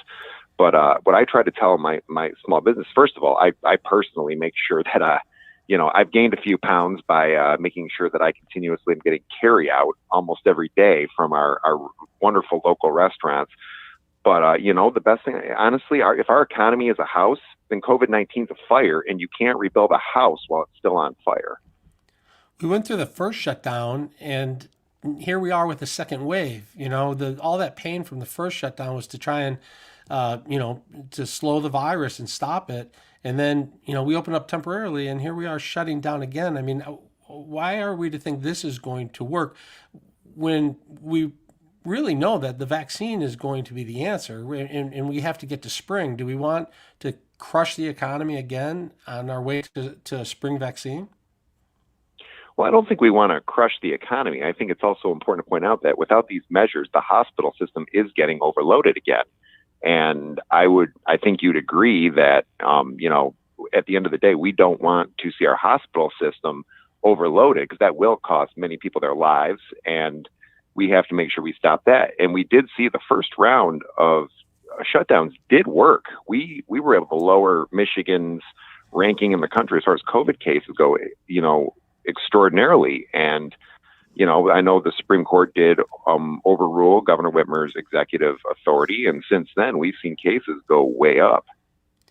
Well, I do watch the number of deaths every day, and it's concerning. It's very high. The number of cases is tricky because there's more people testing, and so there may be more cases. But the number of deaths is a concern, and the number of beds available in the hospitals. Do you know what percentage of beds are left available in your communities? Do you talk to your hospital officials? So I don't actually have any hospitals in my district. Actually, I've got a lot of doctors, nurses, medical professionals that live in my district, but the nearest hospitals are actually all surrounding my district. So I'm not sure what the exact percentage is, but I have heard just anecdotally from many hospital employees in my district that they are very frightened, that they are saying we are getting very overloaded very quickly. There is also, there's a lot of nerves coming around, the idea of people who have scheduled surgeries. I hear this a lot, like I want to accompany my mother or my father into surgery, but there's a possibility that the hospital may not let any visitors. So, I'm hearing those concerns as well, that, you could even say that's not related to COVID, but imagine you have an elderly parent who's going into surgery. Maybe they're a little confused. Maybe they aren't sure maybe they aren't sure what's going on. And then all of a sudden you can't even be there to help your loved one. So that's another concern that we're hearing on top of everything else. All right. State Rep Matt Colazar, thank you for your insight. We appreciate you coming on the show today. Thanks for having me, Kevin. I appreciate it. All right. You bet. We're going to check traffic with Dana Clark. This report is sponsored by Indeed.com. If you need to hire, you need Indeed. Indeed delivers quality candidates, so you can focus on hiring the person who is a good fit. Claim your $75 credit for your first post at Indeed.com/credit. Terms and conditions apply. 275 southbound after Ecorse Road. Accident is blocking the left shoulder. Now, WJR weather first from the Weather Channel. It's going to be a nice, chilly fall day around here. Sunshine, some clouds mixed, about 4 degrees below average, hitting 44. Average this time of year is 48. So we won't get there, but at least on Thursday and Friday, we get into the 60s. Partly cloudy tonight, 38. Thursday and Friday, some clouds, some sun, a high of 60. And more clouds and sun on Friday and a high of 63. Clear skies, 25 degrees. I'm Dana Clark, WJR News with Dick Hafner in about 3 minutes. When Nicole's daughter was 18, she got the phone call every parent dreads. Leah was a passenger in a car. Their vehicle was T-boned by a truck. Besides having collapsed lungs and some broken bones, for traumatic brain injury. It was a dark time. We just had one goal for her as a family. That was just, Leah, open your eyes. That was it. It was devastated. It was Here's what happened, Kev. Yep. So I was driving home one day from work, and I got a call from what was supposedly a guy who worked at Venmo. Mm-hmm. And he told me that my account had been compromised. So they said they'd been trying to reach me by email, but I hadn't responded. So I pulled over and I checked my email, and sure enough, there was an email from Venmo. So what this guy had said was that he was going to text me a code and then call me back for verification.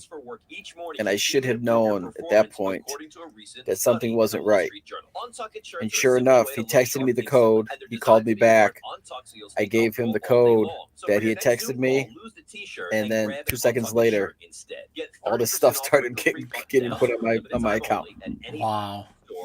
So it was just a lapse. I was driving home. I was thinking of something else, and a total lapse of judgment. And then it was 2 weeks of trying to stop payment, texting with Venmo, calling my bank. So it just goes to show you that, and I consider myself pretty on top, a person who's pretty on top of things. Right. Catch that kind of stuff. But he was really good. Wow. I mean, they even had the email ahead of time to trip me up. Do you have like alarms on your accounts when stuff starts disappearing? Well, no, I just knew. I went right to my account, and sure enough, there was 5 different charges on the account, totaling close to $2,000. New state restrictions on very quickly. Wow. To some place or something. Well, supposedly they have 50 people ready. As soon as they get a number, they shoot it to everybody, and everybody buys at the same time until it gets shut down. Yeah. So I was able to stop, out of the 5 transactions, I was able to stop 3 of them. and I got that money back quickly. And then I had to wait because the other 2 transactions went through, and then there had to be an investigation by the bank. And then once they found that, it was what had happened, I got that money back. But it was like 2.5 weeks. So Wow. just to show you that.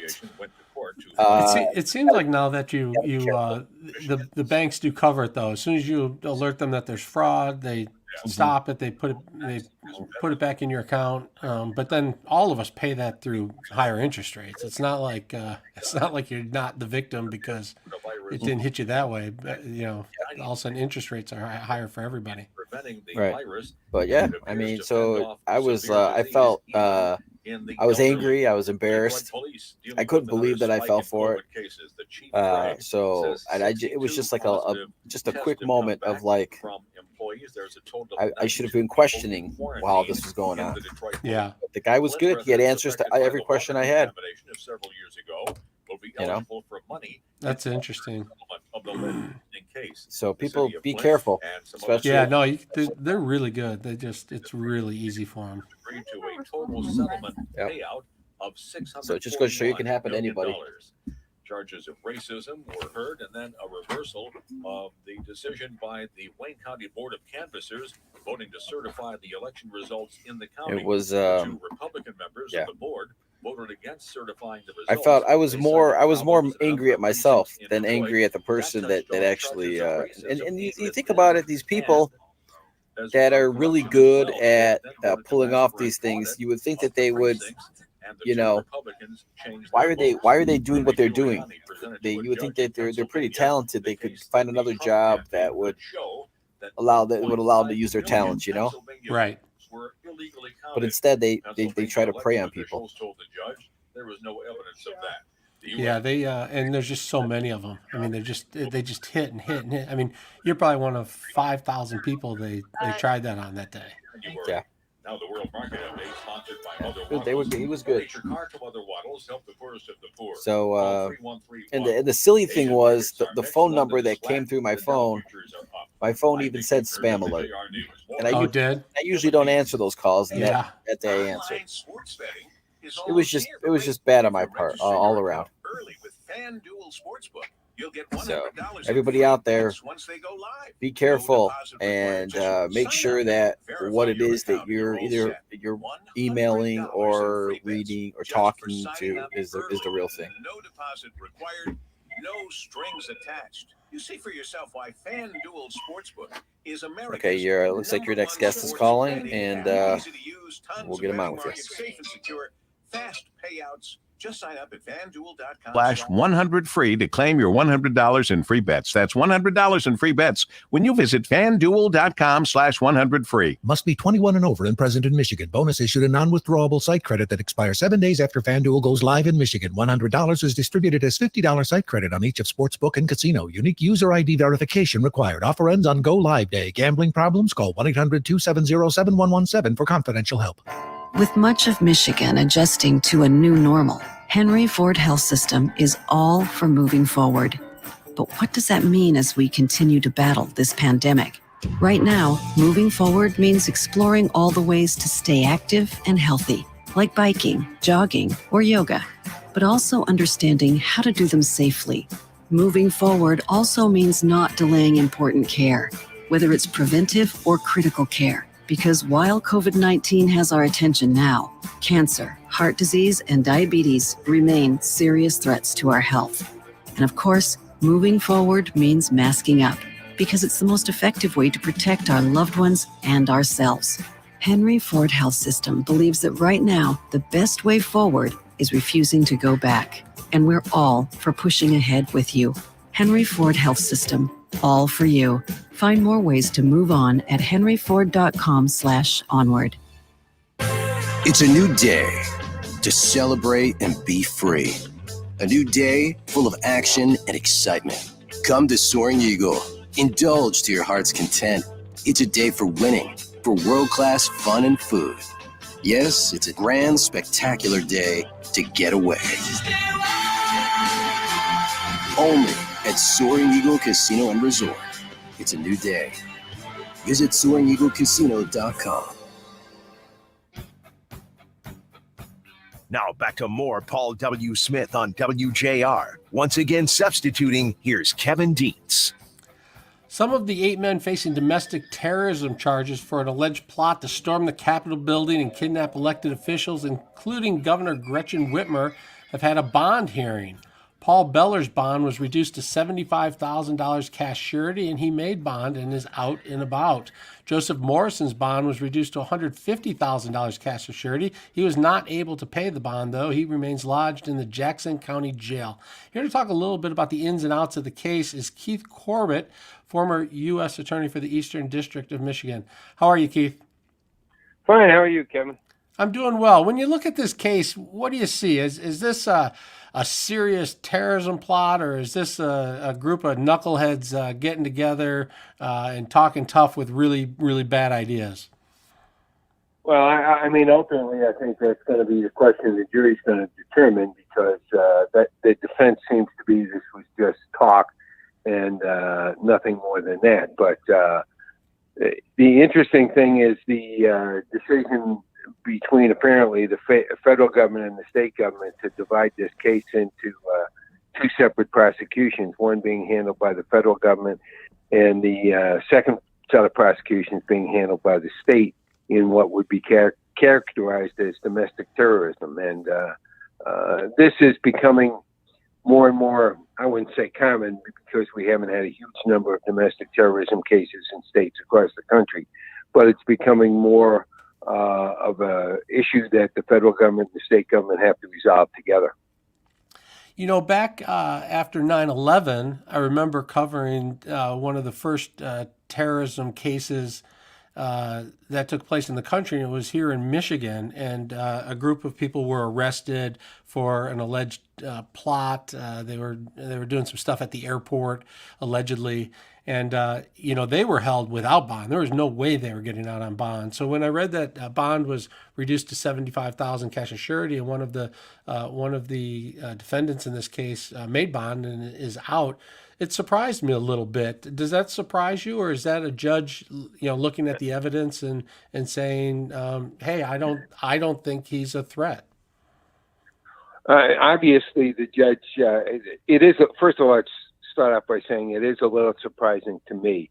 I mean, these are extremely serious charges, and if you believe the allegations that the state has made, it seems to me that bond is always an issue of 2 issues. One, whether or not the person will appear, so you have the risk of flight. But the second one is danger to the community. And under that standard, it would seem difficult to justify a judge who takes those charges seriously giving a person a bond of $75,000. However, you know, we are in the COVID era. We are in an era of jail overcrowding. We are in an era where people are concerned about extremely lengthy delays between charging and prosecution. I mean, I don't know when anybody's going to be in a position to conduct a jury trial in this state, either federal or state. I mean, we're probably 6 months or more away, with an optimistic view of the possibility of dealing with the pandemic.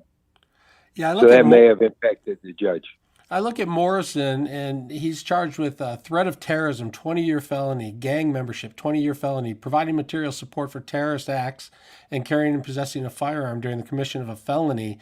I can't think, I mean, I guess there's some charges that are more serious than this, but I mean, when you talk about threat to the community, sounds pretty serious, and yet he's given a $150,000 bond, and Beller is given a $75,000 bond. He's charged with providing material support for terrorist acts. That's a 20-year felony. Gang membership, 20-year felony. And again, carrying and possessing a firearm. So I'm just interested or curious, you know, what made the judge think that they wouldn't be a threat to the community? And you have the state attorney general saying, look, we're charging them with threat of terrorism, a 20-year felony. Right. I mean, I think I don't know whether or not they have any intention of appealing that bond decision, but I would think it would be very difficult for the AG's office to take that lying down. I mean, that is essentially saying, well, you know, we can let these people go and somehow monitor them in the community. And it seems to me that given the nature of the charges, one, you have a high risk of flight. I mean, they could easily say, if we're going to get convicted, we're going away for the rest of our lives. But more significantly, in my judgment, these people have evidenced a willingness to engage in violent activity to bring about the results they consider desirable. And if you accept the premise that that's what happened, it seems to me that I would be hard-pressed to understand why you would issue them a bond. I know that in the federal case, I believe I think it was 6 defendants there, they were all detained without bond. And my general experience is that the federal government is much more lax on bond than the state government is. So I do find that very surprising. And I guess, the judge, I don't know if the judge gave the reasons on the record for that determination, but I'd be interested in knowing whether or not the AG's office is going to seek some sort of judicial review of that decision. How difficult is it to convict a case like this?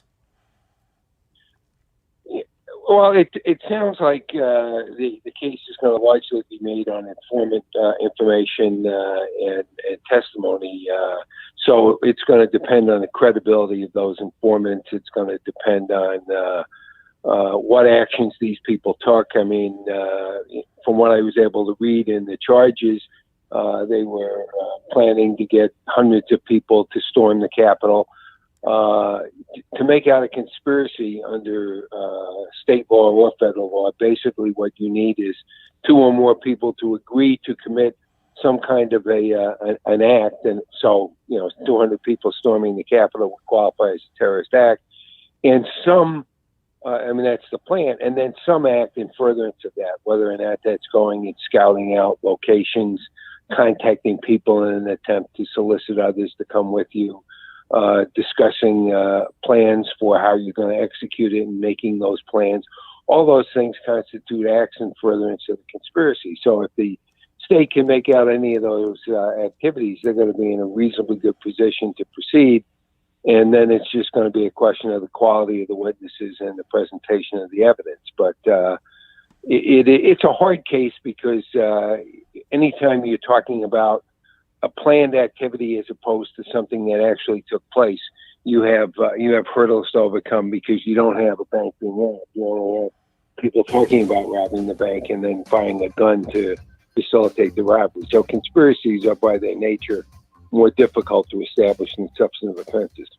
Yeah, and when you're looking at a 20-year terrorism charge, the likelihood of a plea deal is not very strong. Your odds of going to trial are much better. Keith Corbett, we appreciate you coming on and shedding some light on this case. Thanks so much. Oh, you're very welcome. Have a good day. All right, happy Thanksgiving. Let's check traffic with Dana Clark. This report is sponsored by Indeed.com. If you need to hire, you need Indeed. Indeed delivers quality candidates, so you can focus on hiring the person who is a good fit. Claim your $75 credit for your first post at Indeed.com/credit. Terms and conditions apply.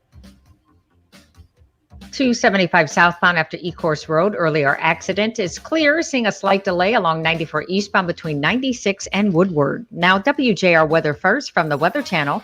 Sponsored by Gordon Chevrolet. Gordon Chevrolet has Black Friday deals all month long. Cyber Cash, a lease pull-ahead program with up to $1,500 in loyalty bonus cash. And leases starting under $200 a month. Extended hours Black Friday, Saturday, and Monday. Ford Road, just west of Merriman in Garden City. GordonChevrolet.com. Gordon Chevrolet, find new roads. In a mix of cloud, clear sky this morning. Gusty northwest breeze adding a little chill to the air this afternoon. Not going much higher than the upper 30s with that northwest breeze continuing. Tonight, some clouds early. Then the sky will be cleared later, 25. Suburbs colder. Wednesday, sunny, low 40s, but 60-degree weather could return as soon as Thursday. From the Weather Channel, meteorologist Ray Staging on News Talk 760 WJR. Stay on the right track to 9 Mile and Mac. During the holiday season, the Royal Bryan Ford family was Loyal customers and their hardworking dealership team. Chris will be coming on StreamYard to do the cross. All right, sounds good. How you hanging in there? I'm good. Doing 15-hour days? Yeah, seems like it. As we attempt to open up get back to business. Back and tomorrow. look toward our kids going back to the classroom. Back at it. You doing both shows tomorrow too? Just with Sean Belugia tomorrow. Part of our lives for good. Are you helping Chris today? Yeah. Building services. We design and implement cleaning and disinfection plans across all types of businesses. Let us use our 32 years of global experience to help your business right here in Michigan. Call New Image Building Services at 586-465-4420 or visit newimagebldg.com. Hi, folks. That's right, Patrick. Manager at Crestview Cadillac in Rochester. This is the month If you were listening yesterday, Frank announced that he was taking the day off today. Safety is our top priority here. Chris Renwick in there. 2020 and 2021 Cadillacs in stock, ready to deliver to you tonight, fully sanitized. These are the best prices of the year, and we're experts at employee pricing. We pull ahead Cadillac leases every day, and you'll always get a Cadillac loaner here. Call us now, see us on Rochester Road or at CrestviewCadillac.com. At Beaumont, we're always ready for change. So when our community needs us, we create change. All right, we're going to be coming back in a minute here, and we'll get Chris in here too. All right, thanks. Samuma, Nurse Navigator. For pediatric patients, our extra masks, gloves, and goggles can be a bit scary. So our pediatric nurses and child life specialists take the time to ensure our patients feel safe and cared for. At Beaumont, we know change is constant, but the only thing that won't change is our commitment to you. Paul W. here. Thanksgiving is around the corner, but not everyone in Metro Detroit is celebrating. Thousands of children, seniors, and families will struggle to put food on the table. WJR and the Chilani Family Foundation have launched Hunger Free in the D. I'm Tom Middlebrun with NECA, the National Electrical Contractors Association here in southeastern Michigan, and we are proud to partner with WJR and the Chilani Family Foundation for the annual Hunger Free in the D, supporting the Capuchin Soup Kitchen and Gleaners Community Food Bank. A 3-week matching gift campaign to support the Capuchin Soup Kitchen and Gleaners Community Food Bank to provide 500,000 meals to struggling families during the holidays. Let's make sure everyone gets a good meal, especially during the holidays. Let's all support Hunger Free in the D. Visit hungerfreeinthed.com and give today. Join us to help out. Go to hungerfreeinthed.com or call 313-254-4788. That's hungerfreeinthed.com or call 313-254-4788. At Wayne State University, improving the quality of life at any time in life is what we do best. So if you're ready to make a difference and need to add a degree or finish your degree to do it, there's no better place to be. With more than 350 degree programs, flexible scheduling, and financial aid, no one has more ways to make a world-class education more affordable, accessible, and rewarding. Finish your degree, Warrior Strong. Visit wayne.edu/admissions.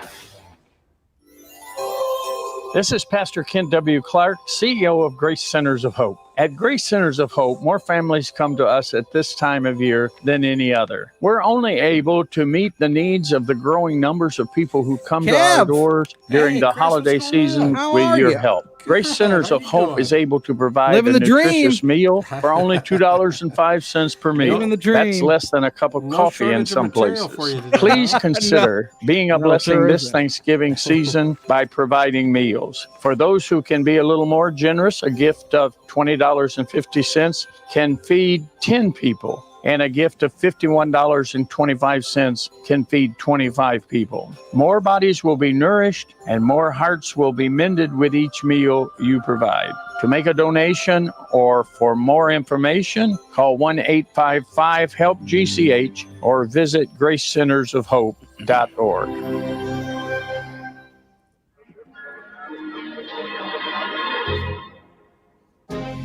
Now back to more Paul W. Smith on WJR. Once again substituting, here's Kevin Dietz. Well, the results of People Magazine's Sexiest Man Alive are in, and the winner for 2020 is Michael B. Jordan. But in the finalists, I'm sure, was our good friend Chris Renwick, who joined us. I didn't win? Now. You were right there. You were right, just so close, you and Michael I B. was Jordan. waiting for my call, and it just never came. That's a shame. There was the Black Panther, and there was Chris Renwick, and it was neck and neck right there. My wife agrees. 74 million votes for Michael B. Jordan, and 72 million votes for Chris Renwick. Yes, it was exactly right. But there could be a recall. There could be some losses. I demand a recount. Demand a recount. Georgia. I want a full have audit. Runoff. I don't know. I don't know if there's any decision that can be made anywhere where people can agree on it. It seems like we're going to be 50-50 split on any decision that's ever made ever again. Ever again for the rest of time. That's right, Kev. Absolutely. So Frank is off today, huh? Yeah, Frank's off with the day off. Look, we got nothing. We got nothing to talk about today. It's interesting. I don't know what. I don't know what we're gonna do. No, look. Obviously, what's gone on in Wayne County with the canvassers there. Interesting. I've got theories on it. We'll get into that a little bit. And kind of what happens now, right? Like there's not been an official timeline on when an audit like this could be coming. So Jonathan Kinlock, who's the vice president of that board, says, look, we're going to see it through. We're going to get the audit from the Secretary of State, but there's really no timeline on that. They've got when till November 24th, I believe, to certify this thing. Look, they're going to go through with it. I can't imagine the Secretary of State's office and Jocelyn Benson are going to audit this thing beforehand.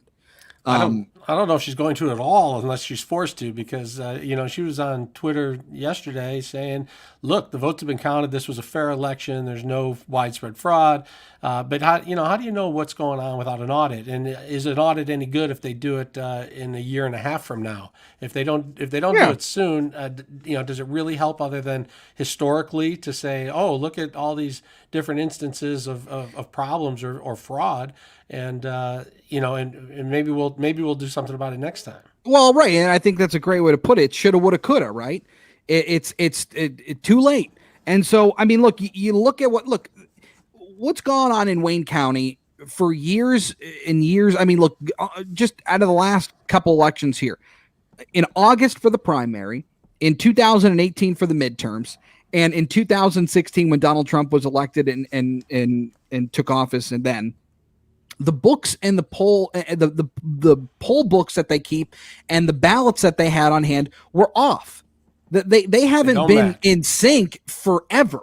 And so it's one of the issues that we have. And look, let's just take the last three major elections we have: August primary, 2018 midterms, and then 2016. And with all those books being off, why are they constantly off? And why fight an audit if they're off? I mean, you have a record. Exactly. And your record is it's not matching up. Something is wrong. So why don't you want to find out? Why aren't you anxious to find out? Why don't you move forward? To me, that's what I want. That's what I want the Secretary of State's office to say. Look, they can say, until they're blue in the face, this election was clean, this election was fair, this election was perfect. Except for the fact that we continue to have these discrepancies in Wayne County. Let's figure it out. I was listening to Rudy Giuliani, and it seems like a lot of these little battles in the states may not mean much other than you have to file them so that when you lose them, you can appeal them and somehow eventually get them to the Supreme Court. Sure. Rudy Giuliani and President Donald Trump want decisions made at the Supreme Court level. They don't want to know what the Supreme Court of Pennsylvania said or the Supreme Court of Michigan said, let alone what the Wayne County canvassers are doing.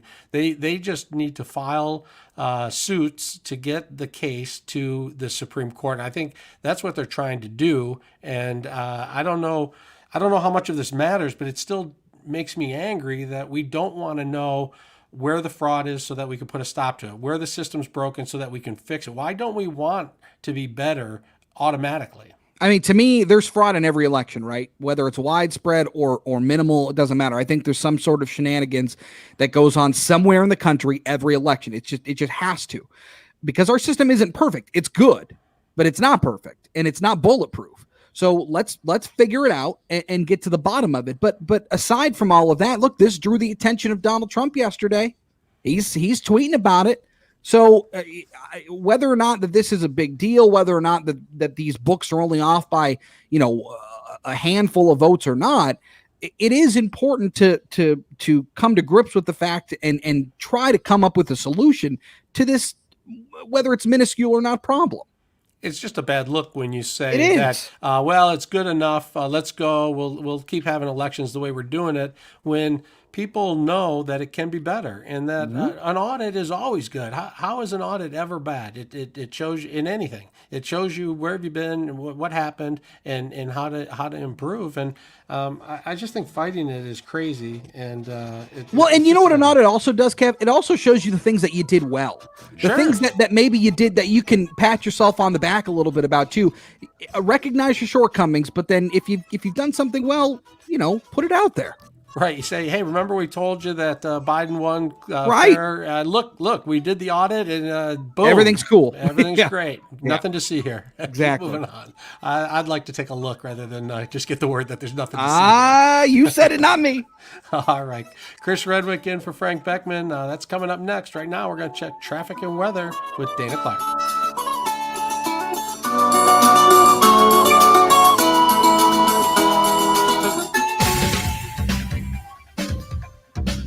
This report is sponsored by Compassion International. We're all. Kev, good job.